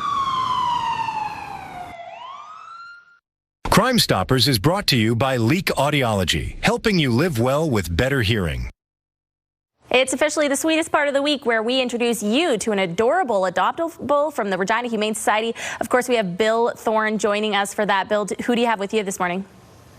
Well, this morning I've got a wonderful young puppy, about 5 months old, so a little bit bigger, but still very much a puppy. I can guarantee you that. He's wanting to get going and play here, but I did find that he actually does calm down not too bad and likes his pets and his butt scratches and that kind of thing. His name is Jenkins. He's all neutered and ready to go home, but do be prepared to have a puppy, and a bit larger one too. He's going to need some training. He's going to need lots of things to chew on that he's allowed to chew on, so he doesn't chew on things like your slippers and so on and so forth. But he's very curious, I noticed. We walked around the shelter a little bit. He had the nose to the ground. He was tracking something, I'm not sure what. And see, he's getting he wants to get going outside and play. A little cold this morning, but at least it's going to warm up soon from what you've been saying. Super guy, though. But again, be prepared for a puppy. Going to take some work for sure. Jenkins is just so excited. He's saying, "You're finding me a home. You're finding me a home." Really? Exciting. Thank you so much for introducing us to Jenkins. Let's talk now, though, about the 38th annual telethon. That's coming up. How are preparations going? Not too bad. It always seems like a bit of a panic when we get in within a couple of months of it. It happens on March the 22nd on Access Now TV. And we usually have someone from CTV, from your crew, helping us host that too. So I'm sure we'll have someone lined up for that. But we're getting together all our stories of some animals that have been helped by the support of our community for the Regina Humane Society. We're going to have some visits with them, some behind-the-scenes look at what goes on a daily basis here at the RHS. And it's a really, really good opportunity to celebrate what we've all done together as a community, not just our staff here. It couldn't happen without the support of people in Regina and area too. So we do hope people will join us. It'll be on Access Now and our YouTube channel as well on March 22nd from 6 to 9.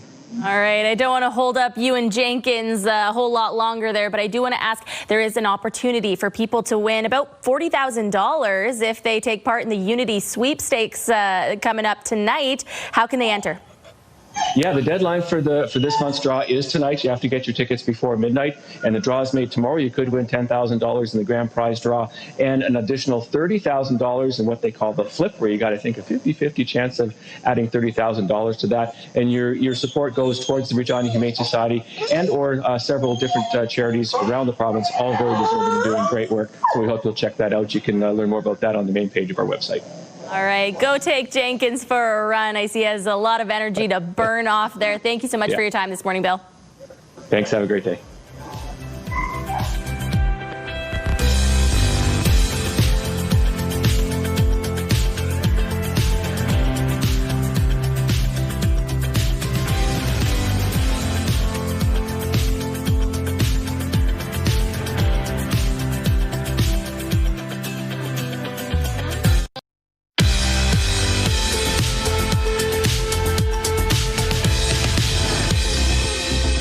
It's January 27th, and we have these milestones to share with you. We'll start off with a belated happy birthday going out to Beverly Ann. She marked another trip around the sun on January 22nd. We hope it was a great one filled with love. And a belated happy birthday going out to Terry Lynn. She turned 55 yesterday. Lots of love from the Fridays and your fur babies. Happy 34th birthday going out to Ashley. This shout out coming from your partner Jordan and your two children, Gia and Nigel.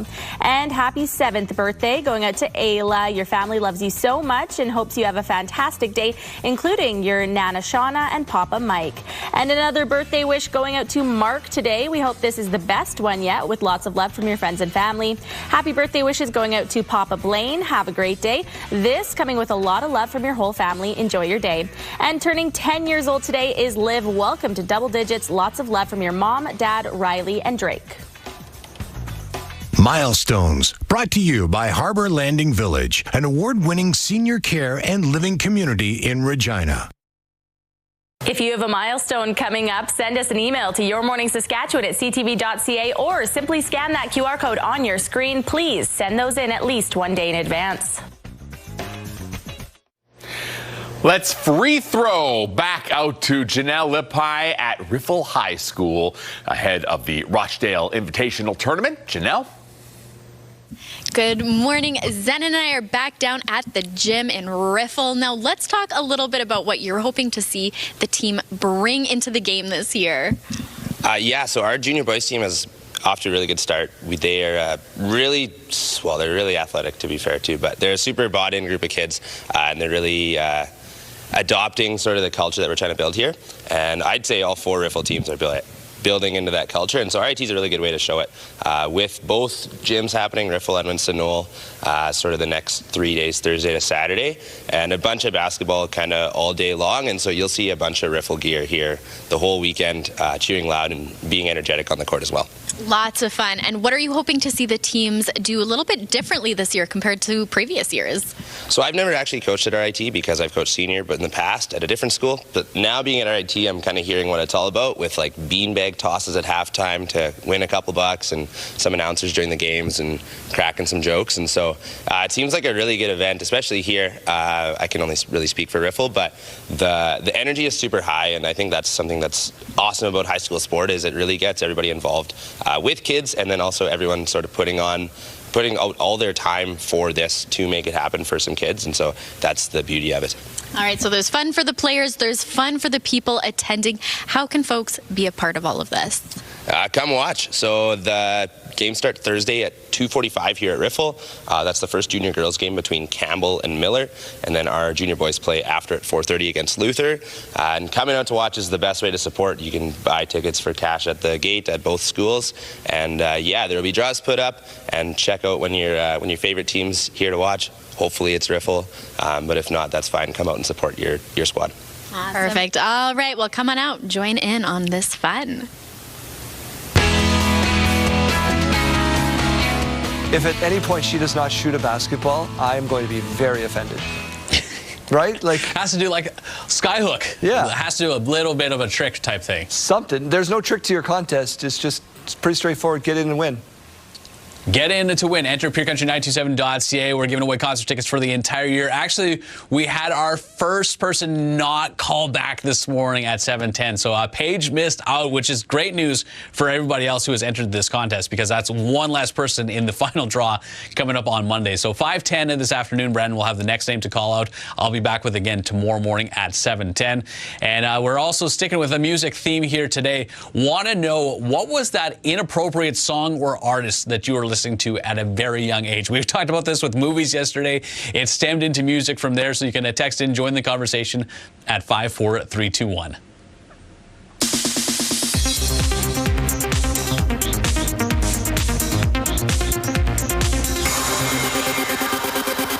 You have to be grateful for all of it. Stephen Colbert says he's grateful for a lot of things, including an upcoming honor from the Writers Guild of America. The late-night host is to receive the Guild's Walter Bernstein Award, given to a member who has demonstrated with creativity, grace, and bravery a willingness to confront social injustice in the face of adversity. CBS canceled Colbert's award-winning show shortly after the host criticized parent company Paramount Global's settlement with President Trump. Oh my gosh. One battle after another, co-star Chase Infinity is headed to the small screen. Her show, The Testaments, a spin-off series from The Handmaid's Tale, is set to debut April 8th on Hulu. Ann Dowd returns as Aunt Lydia, running a preparatory school for future wives in Gilead. Ja nie wierzyłem, że ten negatyw istnieje. To są właściwie jedyne zdjęcia wykonane w getcie warszawskim podczas powstania, które nie zostały zrobione przez Niemców. 33 Photos from the Ghetto is a rare look at one of World War II's darkest moments, the brutal Nazi response to the 1943 Warsaw Ghetto Uprising. A Polish firefighter took the photos, which his son found 80 years later. The documentary is now streaming on HBO Max. In Hollywood, I'm David Daniel.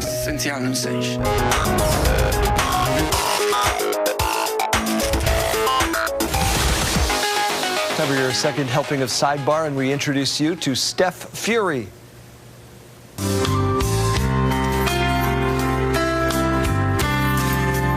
Keepy uppy, but that quickly turns into hoops. He's got hoop dreams. Yeah, but do you see how if you can just throw something and then the dog's helping clean up, it's all going in the laundry baskets, right? So you could train a dog to help you clean. Oh, who needs robots? You need corgis. Yeah. I like corgis better than robots. Dishes? Far less creepy. Well, they can try. Oh, man. All right, here's another one for you. Not all heroes wear capes. Man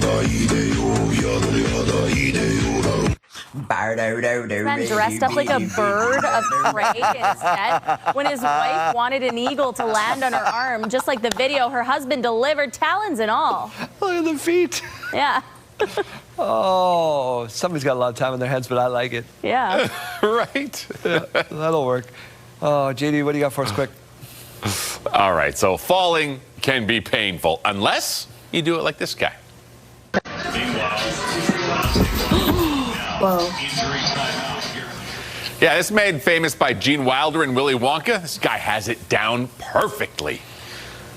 Doesn't he kind of look like Gene Wilder too? And now Jeremy's going to attempt this live on television. What? We're out of time. Oh, that's a shame. We're all out of time. Oh, I was all ready to go. It's Tuesday, January 27th. There are already dozens of pages, reams of information, analysis, data to show us what we need to do. DPU accusing the province of being slow in implementing enhanced security measures at Saskatchewan's hospitals. We hear from many physicians in the survey we conducted that, they're thinking about cutting back hours or leaving the medical profession altogether because of the burnout that they're facing. CFIB says that Canadian doctors are losing millions of hours each year to red tape. We're focused on results for Canadians. Many Canadians will soon be getting a boost to their pocketbook to help with the increasing cost of food. Stay with us, Saskatchewan. Your morning starts right now.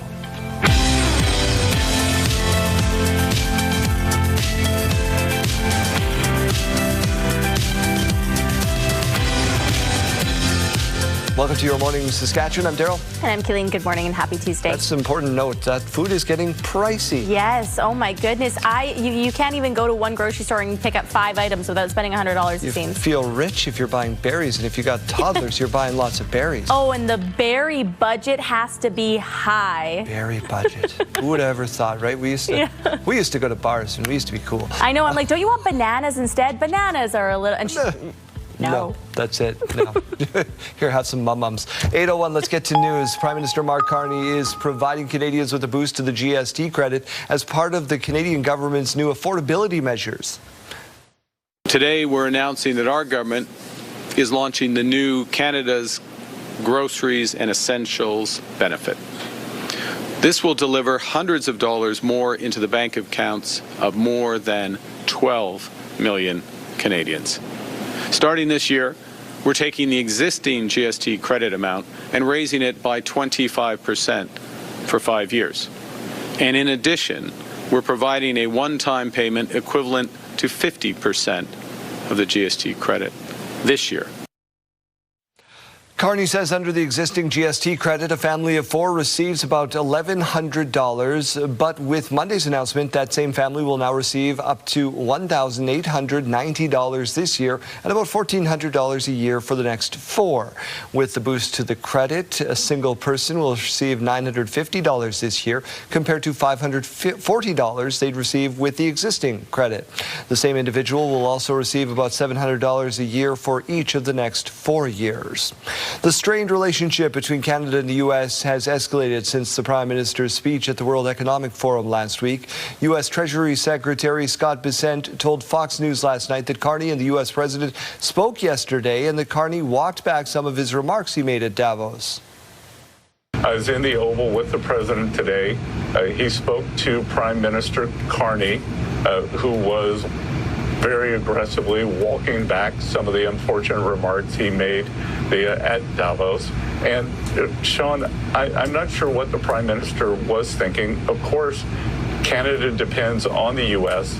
There's much more north-south trade than there could ever be east-west trade. He talks about middle countries having to do their own thing. And I'm old enough to remember when French President Francois Mitterrand tried to go down that route. It failed back in the 80s. It'll fail now. Carney was given a rare standing ovation after his speech where he urged nations to accept the end of a rules-based global order. He pointed to Canada as an example of how middle powers might act together to avoid being victimized by American hegemony. After the speech, Trump revoked Canada's invitation to join his Board of Peace and threatened to impose 100% tariffs on Canadian goods if Ottawa follows through on a trade deal with China. The Prime Minister's office has not commented on Bissent's remarks. A Saskatoon man has been found guilty of manslaughter after a fight with his friend. It turned fatal. Jeremy Dodge. Yeah, Daryl, we're talking about Timothy Smith, found guilty now in the death of 37-year-old Landon Waddell. A court heard Smith, Waddell, and a mutual friend were drinking at a home on 26th Street West in November of 2024. Court heard a fight broke out and Waddell grabbed Smith's shirt. Smith then punched Waddell twice and kicked him as he fell, and Waddell hit his head on a coffee table. Court heard Waddell died of a concussion caused by blunt force trauma to the head and extreme alcohol intoxication. The judge handing down the manslaughter verdict said she found Smith instigated the fight and had the advantage, being significantly taller and heavier than Waddell. Waddell's family says the verdict is a relief. The dangerously cold temperatures in Saskatchewan are causing alarm among those who work with Saskatoon's unhoused population. One volunteer says there is an urgent need for additional supports, adding as shelters and warming spaces are seeing the busiest time of the year, the provincial resources are not enough to help keep people safe during Saskatchewan's coldest months. We saw one individual whose fingers were falling off. Absolutely. It's just horrifying. It's just horrifying. If I just took pictures of the hands of people alone who are living on the street, and you could see the number of missing digits and missing fingers, it would break your heart. It's just unacceptable. Saskatoon currently has 3 warming shelter locations that do operate overnight.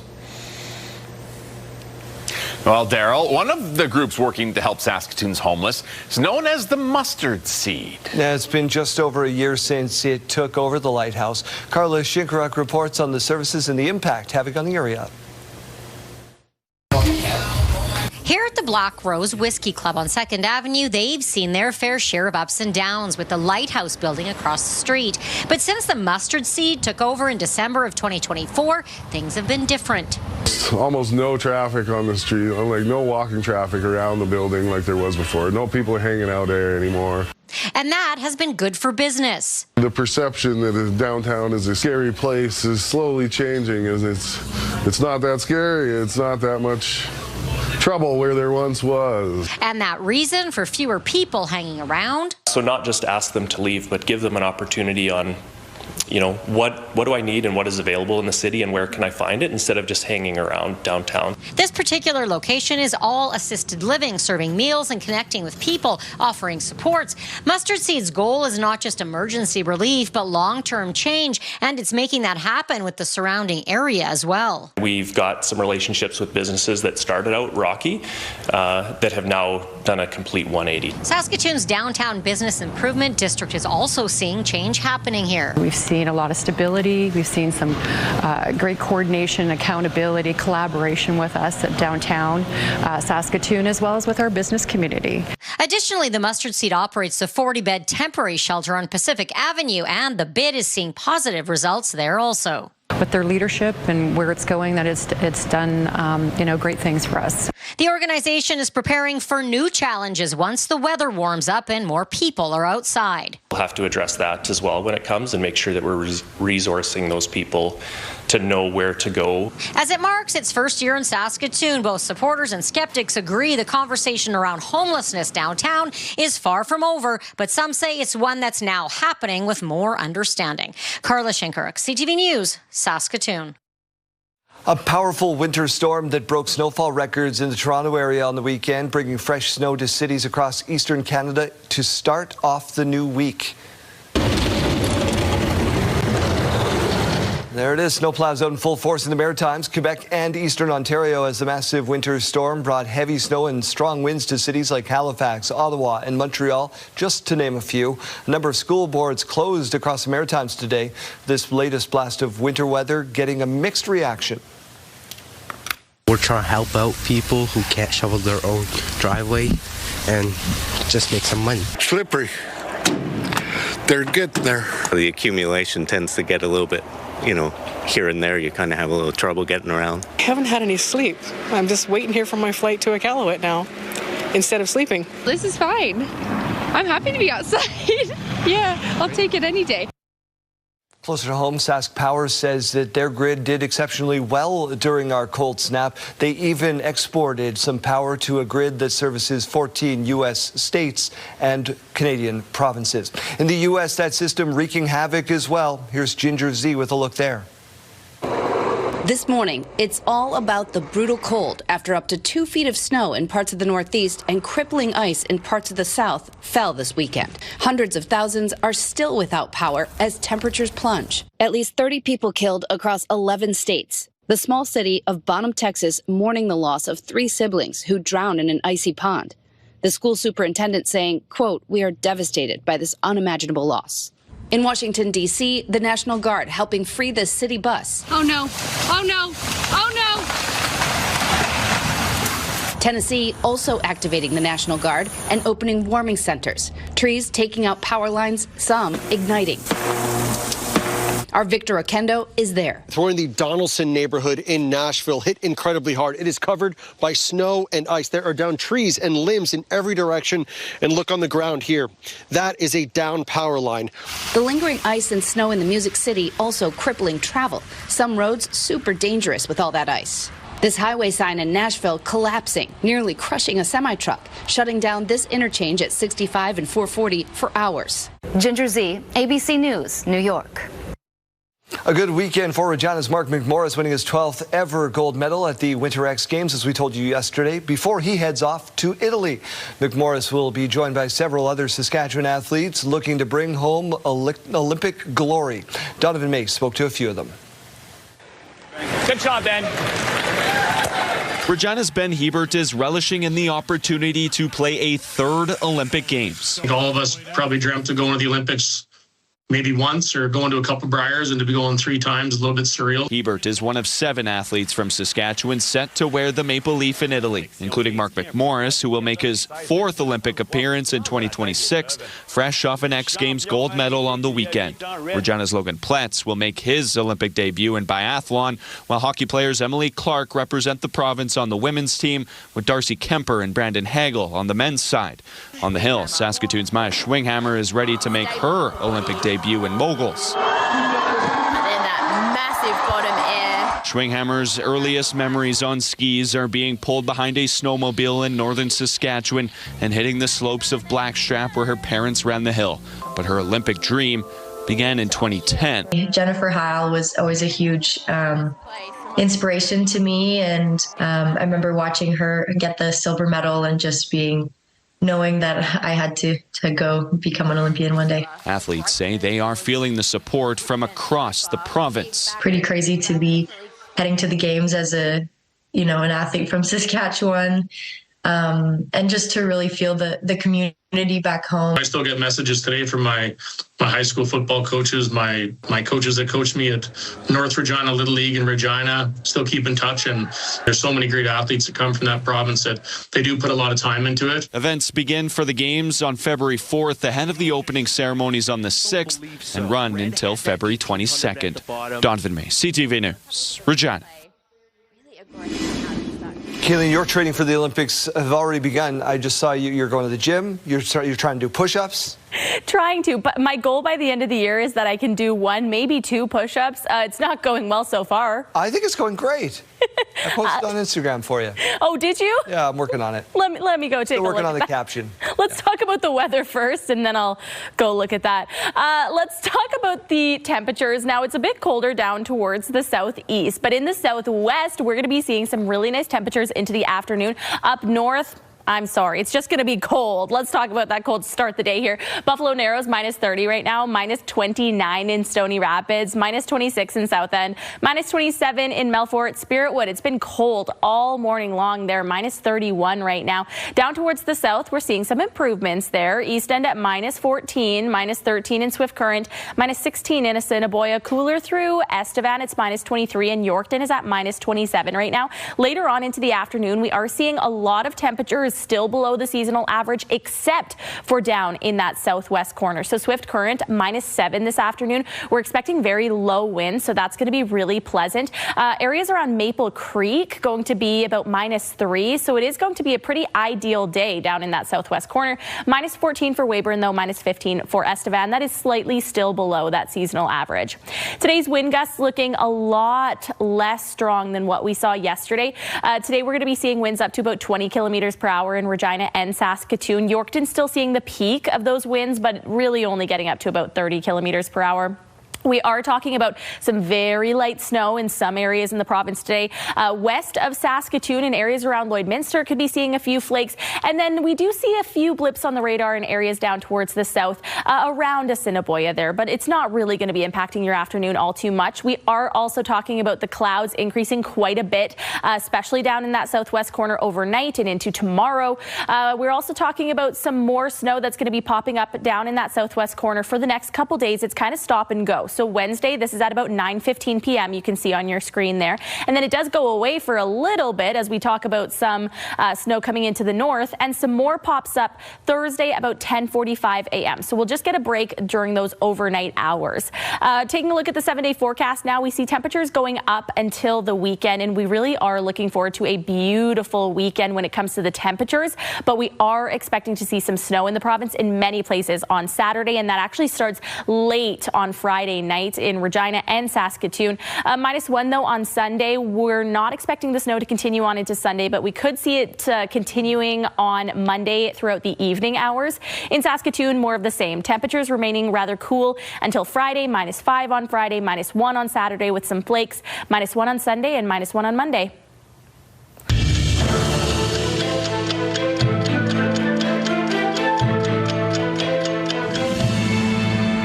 Let's take a look at this day in history. January 27, 1973, the Paris Peace Accords officially ended the Vietnam War. January 27, 1997, Alanis Morissette's Jagged Little Pill won Favorite Rock Album at the American Music Awards. Still a classic. January 27, 1967, Canada signed the UN Outer Space Treaty, pledging to peacefully explore and use.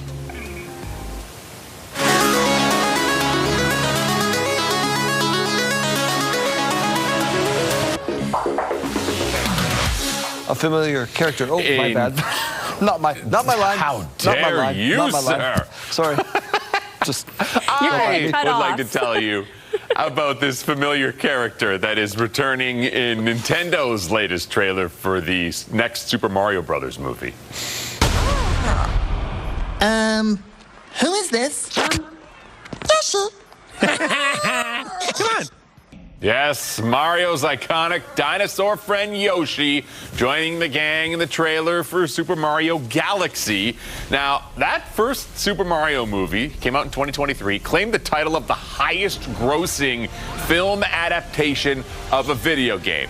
Not a real high bar, but it did very well. The sequel hits theaters in April. Chris Pratt, Charlie Day, Jack Black among some of the original cast members returning. I think Brie Larson is joining the cast as Princess Rosalina. Should be fun. Does look like a lot of fun. In fact, the original, do you remember the Super Mario live action movie, Jeremy, from back in the day? Yeah, Bob Hoskins and John Leguizamo. Yeah, it wasn't, it was ungood. It was actually the reason that they abandoned all other adaptations for years. Yeah. It was, if you ever get the chance to watch it, spend 20 minutes on it. I don't know if you've sold me on it, to be honest with you. It's kind of like the day I watched Titanic 2. interesting. It's not good. It's yeah. Let's get around to our question of the day. Speaking of cartoons, we're asking you your favorite cartoon show or movie. A few more answers since last hour. Earlier, it was all about the Flintstones. Now we're getting answers saying Astro Boy from Ronald. We had Allison saying Frozen, Bugs Bunny, and Nemo. Of Hello course. to everybody in Bengoff. Yeah. Lori saying the Flintstones, of course. And then we had Mo saying the Jungle Book and Robin Hood, the good old classics. Of course. Yeah, those are good ones. Sherry saying Alvin and the Chipmunks, one of my favorites from when I was younger, too. Oh, I was just about to ask you to name the 3 chipmunks. Oh, no, of course. Okay, fair enough. Alvin, Theodore, and Simon. There you go. Yeah, you can't get me on that one. Sheldon saying the Teenage Mutant Ninja Turtles, which your kid is into Getting right now, deep big. into, Yeah. They've renamed them all, though, Jeremy. Did you notice that? They're no longer like fully Michelangelo, Donatello. They're Donnie and Mikey. Well, they're like and Mikey Raph. and they're Oh. Shortened them. They're all getting the cool kid nicknames. Yeah, cool kid nicknames. Right. Okay. Karen saying Rainbow Bright. Leanne saying the Flintstones, of course. And the Flintstones were just over and over and over this morning. There's no cool kid nickname for Daryl. Dairy. Well, What's wrong with dairy? yeah, Dairy. Reminds me of The Outsiders, which is also a very old movie that nobody's going to know. Flintstones, Yogi Bears, Zootopia. Thank you so much for your answers. We've got health news on the other side of the break. Plus, we're going to talk a business impact on Saskatchewan's craft brewers.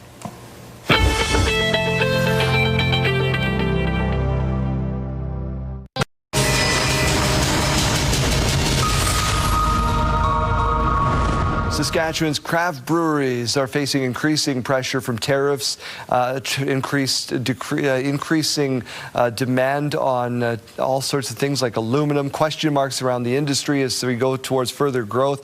The CEO of Rebellion Brewing is Mark, is in studio with us this morning. Mark, thanks for doing this. First and foremost, it's nice to have access to your business again. Dewdney Avenue is fully refurbished and people can actually get to you. That's got to be huge. Yeah, sometimes you wonder, the last 5 years have been a lot, and you wonder, can things get any worse? Well, I guess you can just have your entire street closed off for 8 months and say, well, good luck with that. But here we are. We survived thanks to the great support of everyone here in the community, and just looking forward to the future. Then you got global economic pressures weighing on your industry as well. What are you facing right now as a local brewer in Saskatchewan? I think some of the biggest challenges, again, kind of say, there's just the world conditions economically, inflation, all that sort of stuff. You can say, inflation's maybe leveled off, but call this the new normal. There still isn't a lot of money to be made, Most small breweries are a small business. They're no different than, average citizen where, those things really impact us the most. It's harder to get by with less, Everyone's had to sacrifice, cut back, try to stretch things out, work with fewer people, all those things. It makes it a huge challenge. I work pretty long days every single day. And, we're successful, but I would say we're barely successful.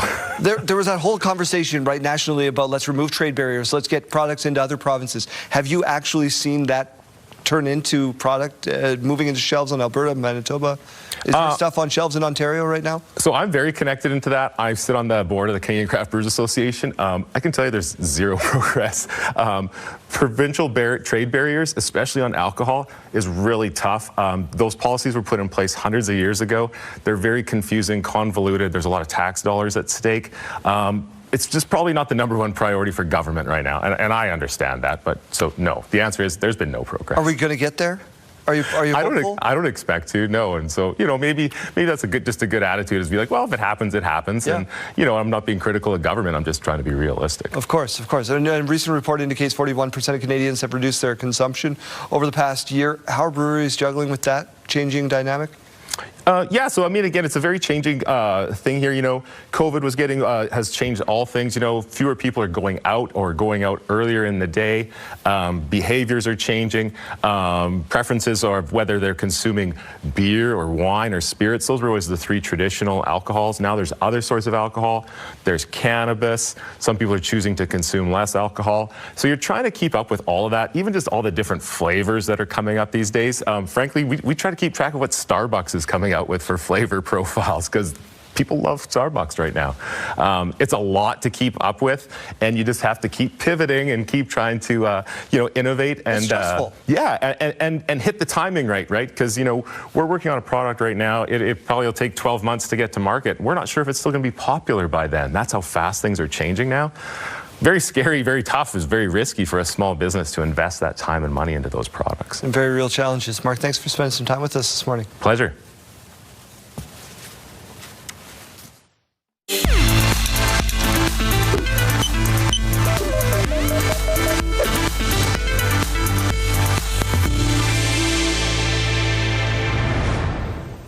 A relaxation technique is helping some stay grounded. It's a form of bathing, but there is no water involved. CTV's Connor Hogg explains. We live in a society of people that are perpetually living on fumes.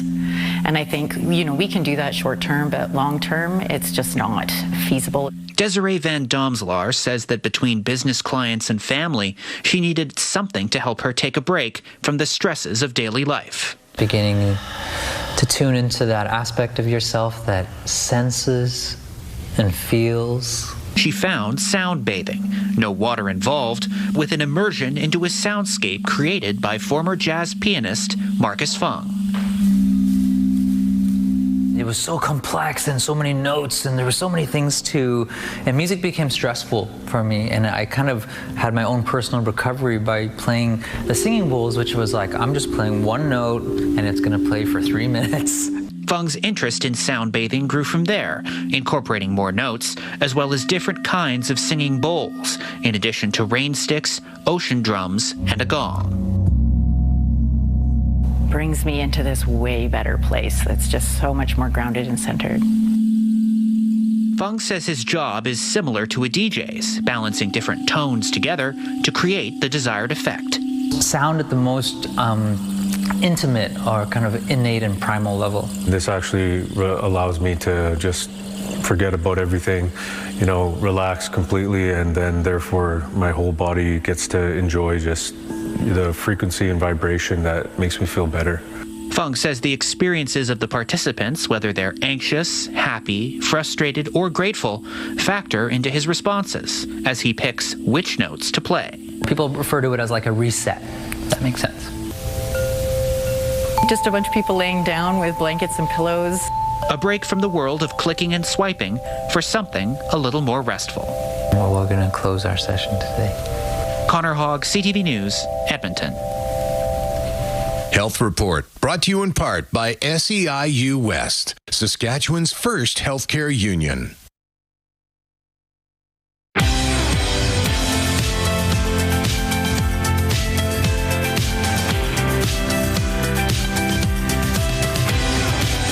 Just after 8:30, welcome to your morning. My name is Daryl. Let's get to news. The Saskatchewan NDP accusing the province of being slow in implementing enhanced security measures at Saskatchewan's hospitals.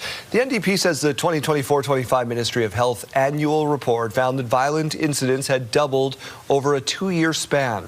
The opposition says 23 criminal acts were committed against patients, yet the government failed to install emergency room metal detectors until just this month. The government is planning a security review, but the NDP says action is needed right now.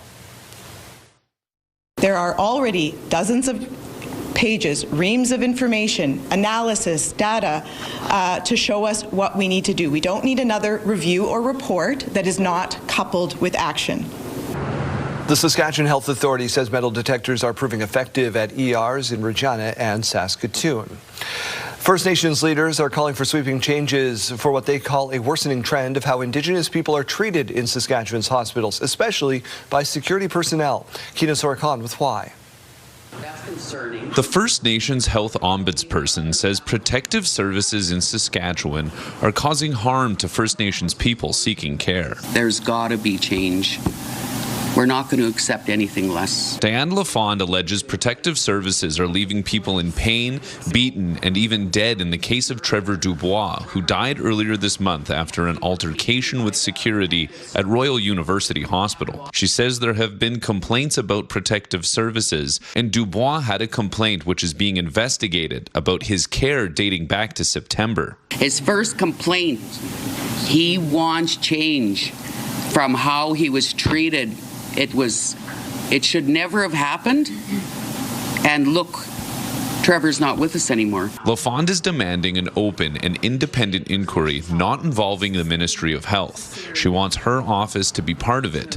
Last week, the province announced plans for a third-party independent review into safety and security, including a review of security staff and their training. But LaFond wants the province to go further, calling for body cameras, for security footage to be stored longer than 30 days, and review how complaints are handled. You can't police yourself. You cannot do that. There's got to be an external body. That's why our office was created. The SHA says it will remain engaged with LaFond's office as it works to build a safer, more culturally responsive health system. It's not meant to tear down or to destroy the current system. It's meant to improve it. Pratt says if the province doesn't respond favorably to its demands, the FSIN is ready to launch a class action lawsuit to effect necessary change. Keenan Sorakan, CTV News, Saskatoon. Canadian Federation of Independent Business says that Canadian doctors are losing hours to each year, millions of them, to red tape. In a CFIB report, Saskatchewan, along with Alberta and Ontario doctors, reported the highest numbers of hours spent on administrative work each week. Family physicians were found to be the most burdened by that paperwork than other specialists. CFIB says around 80% of doctors surveyed would use that free time for more work-life balance, and about half of those surveyed would spend more time with existing patients or taking on new ones. Ottawa has announced a GST rebate to help with the high cost of food. 60% of Canadians put affordability at the top of their list of priorities, with 1/4 of families facing food insecurity.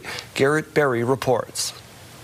At the Bridges to Hope Food Bank in downtown St. John's, tax refunds and rebates make a big difference. We know when the GST, the quarterly GST credit has arrived in people's bank accounts because it tends to be slower for us on that day. No longer explosive month-over-month record growth, but usage at this downtown St. John's Food Bank has settled at what staff call a sustained high. We have some volunteers who have been with us for more than 20 years, and they commented this year that they have never seen our shelves so empty in January, ever. The drivers that push clients to walk through these doors? Almost always related to the cost of food and the cost of rent. And across Canada, the price of food is rising faster than other goods. Prices at grocery stores are up 5% year over year, according to the latest data from Statistics Canada. Policy researcher Aaron Van Singen says Canada's grocery giants are taking more than their fair share. He believes publicly owned grocery stores would provide competition and drive down prices. Prices in the U.S. military grocery store, public grocery store, are 20% lower than in other stores. So there is precedent. It's actually pretty feasible to set up. Ottawa says it will increase efforts to look at competition throughout the food supply chain. It also promised more money today for the local food infrastructure fund. That fund supports community food projects across the country. Garrett Berry, CTV News, St. John's. Let's take you to some curling highlights, shall we? Roll that beautiful video of Draw 9 of the Scotties Tournament of Hearts. A pair of 4-0 teams taking off against each other. Carrie Einerson in Canada taking on Caitlin Laws in Manitoba. Winner moves into top spot in Pool A. Now, after giving up a steal in the first end, look at the trouble that Laws has found herself in. Facing two with the hammer, and then she does this. We saw Kelsey Calvert earlier today. She's the best that hits. Here we go. Looking for that angle raise. A double. Maybe get three. Got this. Run it back. Bang. Got it. Oh, yes. Oh, yes. Oh, yes, you do. What a shot. Unbelievable shot from Laws. Makes the incredible angle raise double. That puts Manitoba up 3-1. Then in the third, Canada sitting 1-3. Laws, her last without hammer, gets by the traffic up top. Watch this. It's going to weave its way through nicely, rolls into the one spot under great cover. Laws with a couple of brilliant shots early in this one. Now Einerson is looking to answer. Needs to get to the 4-foot, avoid giving up a steal. Watch this. She just can't quite sneak past her own stone. That's a steal of 2 for Manitoba. They win this one by a score of 9-4 in just 8 ends. Team Laws now 5-0 in first place in Pool A. Great curling action continues on TSN at 9 o'clock, about 20 minutes away from the opening draw over in the Mississauga area. Keeling, what's going on in the weather forecast today? Well, we were just missing the most beautiful sunrise behind me on the weather picture here.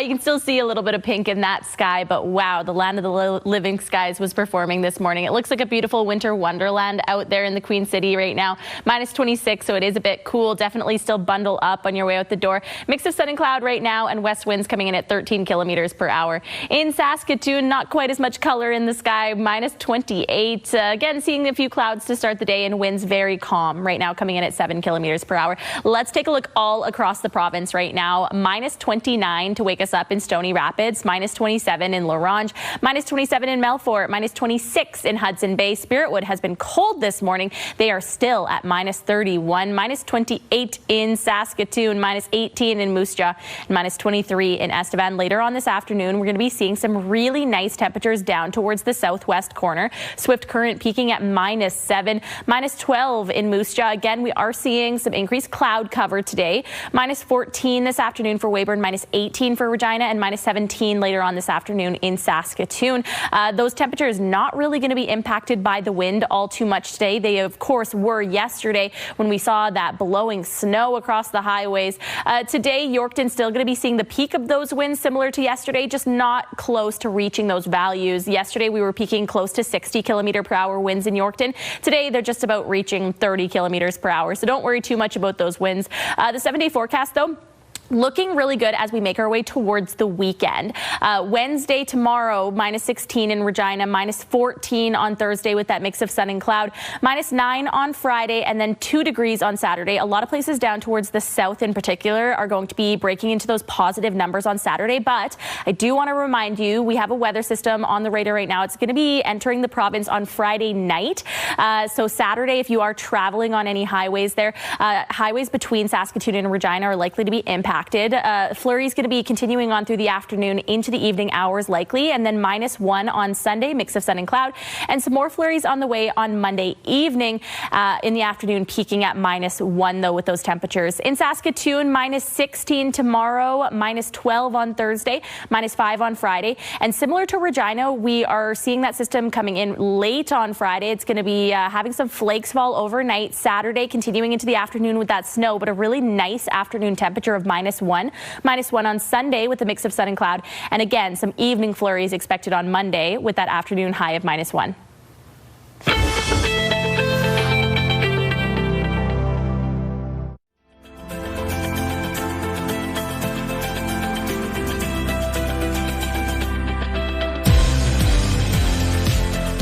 All right, Janelle Lippy back on the hard court this morning at Riffle High School, teeing up a big basketball tournament. And if she didn't take a shot from center court, she's in big trouble. Zen and I are back in the gymnasium here at Riffle High School. Now we're talking all about the tournament that begins on Thursday. Now that starts Thursday. Tell me a little bit about what's going on this evening. Yeah, tonight's our first game back from exams. So our juniors play against Sheldon here at 6:15 and 8. The boys are early, girls are late, and should be a bit rusty, obviously coming back from all their studying that they definitely did. But should be a lot of fun here and prep and excitement for the tournament ahead too. Nice. So this is your first year coaching. What are you looking forward to the most? Just being a part of RIT at Riffle. It's my first year coming from a different building, and I loved it at Campbell, and I love it at Riffle too. And this RIT seems to be sort of a spiritual event for all the people involved here. We take it super seriously, and that's the best part of it, is getting kind of given all the hours and time for these kids to be a part of it on the court, and then also the people in the stands too. And that's the best part of high school sport, in my opinion. Absolutely it is. So tell me a little bit about what is available here for the fans. The fun isn't just exclusively for the players. The fans also get to join in on some of it. For sure, yeah. So there's beanbag tosses at halftime of games. Put a couple bucks in, try to win a couple as well. There's some announcing going on here and at Knoll, and I know Mr. Cottrell specifically likes to kind of give it to some fans in announcing. And then there's games here at Winston Knoll and Riffle all weekend, Thursday to Saturday, starting at 2:45 here. Campbell girls play Miller, and then our Riffle junior boys team plays after at 4:30 against Luther on Thursday. All right, well, lots of fun ahead, Zen, and thank you so much for spending the morning with me. Thanks. All right, well, that wraps things up for us down here at Riffle High School in Regina.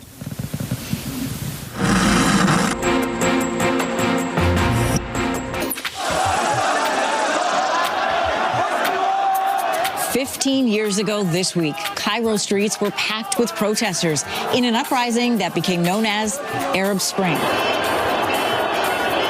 The protests had started in Tunisia before spreading to Egypt and other Middle East countries. There were many reasons: human rights issues, unemployment, dissatisfaction with existing governments.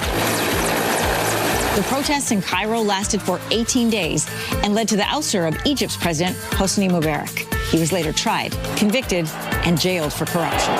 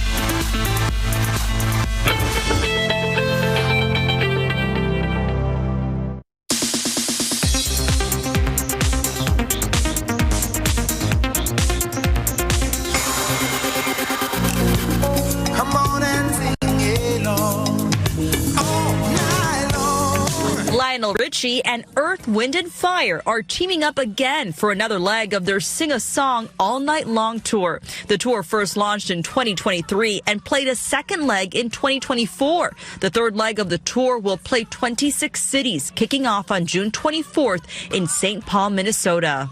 The 79th Annual Tony Awards are officially returning to Radio City Music Hall. The venue seats 6,000 people and has long been the home of the ceremony. The show broadcasts June 7th on CBS and Paramount Plus. The host has yet to be announced. And happy birthday to Patton Oswalt. The King of Queens and Goldberg star is 57 today.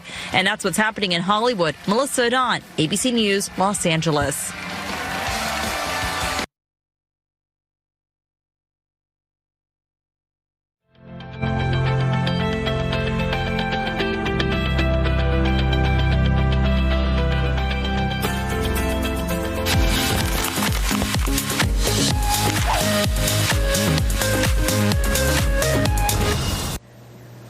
Today is Family Literacy Day. It's the highlight of Saskatchewan's Family Literacy Week, and we're talking about it with Cheryl Harrell-Yurok from Foundations Learning and Skills. Cheryl, good morning. We have little technical issues here. I hope I got your name pronounced right there.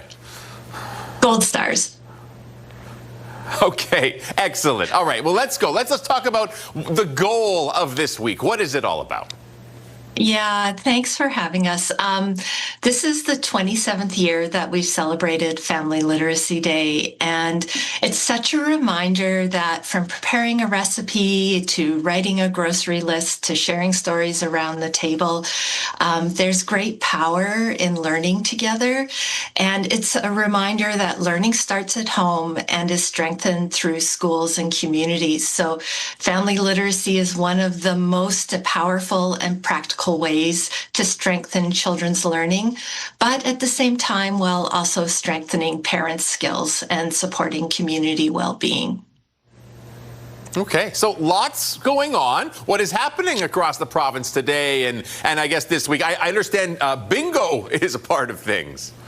Yeah, totally. So there are 10 family literacy hubs throughout the province. So whether you're in Lloydminster or you have family in Lloydminster or Moose Jaw, Regina, Larange, Estevan, Weyburn, there is lots going on. Swift Current as well. So all of us are participating and delivering programs to reach families. The programs are all free. We have book giveaways. We have eating circles. We have chances to make a family recipe together. And we're all under this one also signature event, which is the Family Literacy Bingo card. And so the point we're hoping is that families think about the easy ways of learning that happen in preparation of meals and around the dinner table. So there's prizes to be won and fun to be had. And I understand there's a common book selection. So tell us what that is. Yeah, we're celebrating through Salma the Syrian Chef, and it's a book by Danny Ramadan, and so it's theme aligned. So the book is really cute, and it's a great picture book, and the chance for families to win it is just part of the bingo activity, or if you're attending a program as well. Okay, and I guess you mentioned the make meal time, family learning time. So what does that mean exactly? I guess it's phones away, right? Yeah, that's a big part of it. But I think the most important part is that we forget that, and as a parent, talking to a child is different from talking with your children, and that learning time happens all the time. And it doesn't have to look like a classroom, right? It's about asking open-ended questions. It's about following and reading directions together, setting the table together, talking about big plates and little plates and big forks and little forks, and how do you lay out the cutlery on your table? What are things? All right, Cheryl, thank you so much for a few minutes this morning. Of course, you can find out more about Family Literacy Week and get details on the Bingo Challenge online at foundationslearning.com. Cheryl, thank you so much. Thank you.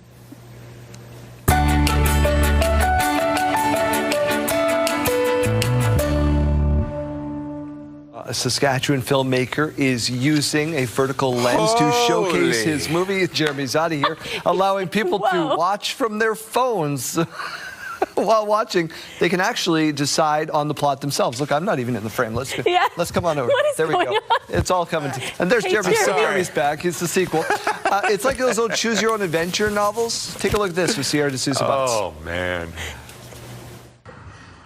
It's a movie on your phone where you get to choose the plot. So then you get call your ex or call your sister. Regina filmmaker Erin Sinclair's short film called Singleness lets the audience decide the outcome of different scenes throughout the film using options on their mobile device. The interactive aspect is on the ChooseWise app, and as you're watching the film, you get to choose what you think the character should do next, and you'll be presented with different options, and depending on what you choose will change kind of how the story plays out. The production follows an international trend where filmmakers are starting to use vertical storytelling, also known as microdrama format, in their short films, allowing people to watch movies the way they naturally hold their phones. There's a lot of projects that are shifting into this microdrama format. We see companies like Disney and Fox looking into the microdrama format as well. Adding, the industry is shifting on how people consume content. We're getting a little bit away from the more traditional type of storytelling into this new format, simply because folks are scrolling and we want to keep their attention span. Although the app to watch the film is based in the U.S., Sinclair says he takes pride in shooting and casting the entire movie locally. It's really great kind of working with Saskatchewan talent to make something like this. I think that, we can offer this sort of like production value here that if you were doing the same production value in LA, it would just cost so much more. It'd be so much harder to do, but people are just excited to be a part of something cool here. Already working on his next production, Sinclair says it's an exciting time to be a Saskatchewan filmmaker. Sierra D'Souza Butts, CTV News, Regina. I'm here. All right. Well, hey, listen, choosing your own adventure, that's a nice idea. Yeah. I like the idea of that. Like choosing to just slide over. Really good. You gonna stay? You gonna stay, Man, Jeremy? I am choosing none of this that is going on here today. Trust me. A lot of violence. Let's take a time out. Let's go to our sidebar.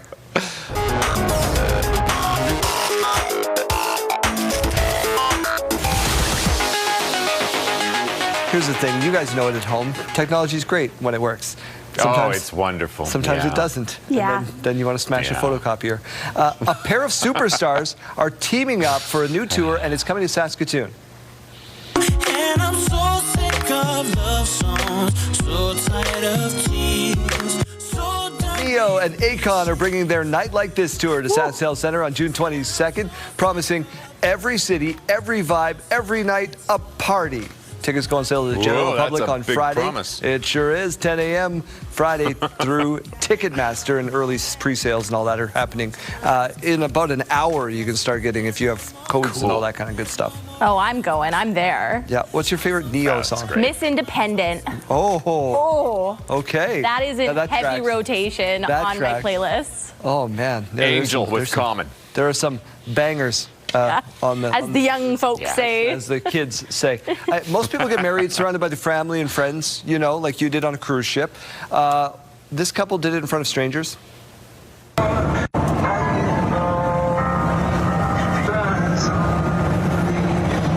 Thank you all for being here. It's quite an aisle to walk down for Tina and Roger, who took their wedding to a whole new level aboard a Southwest flight.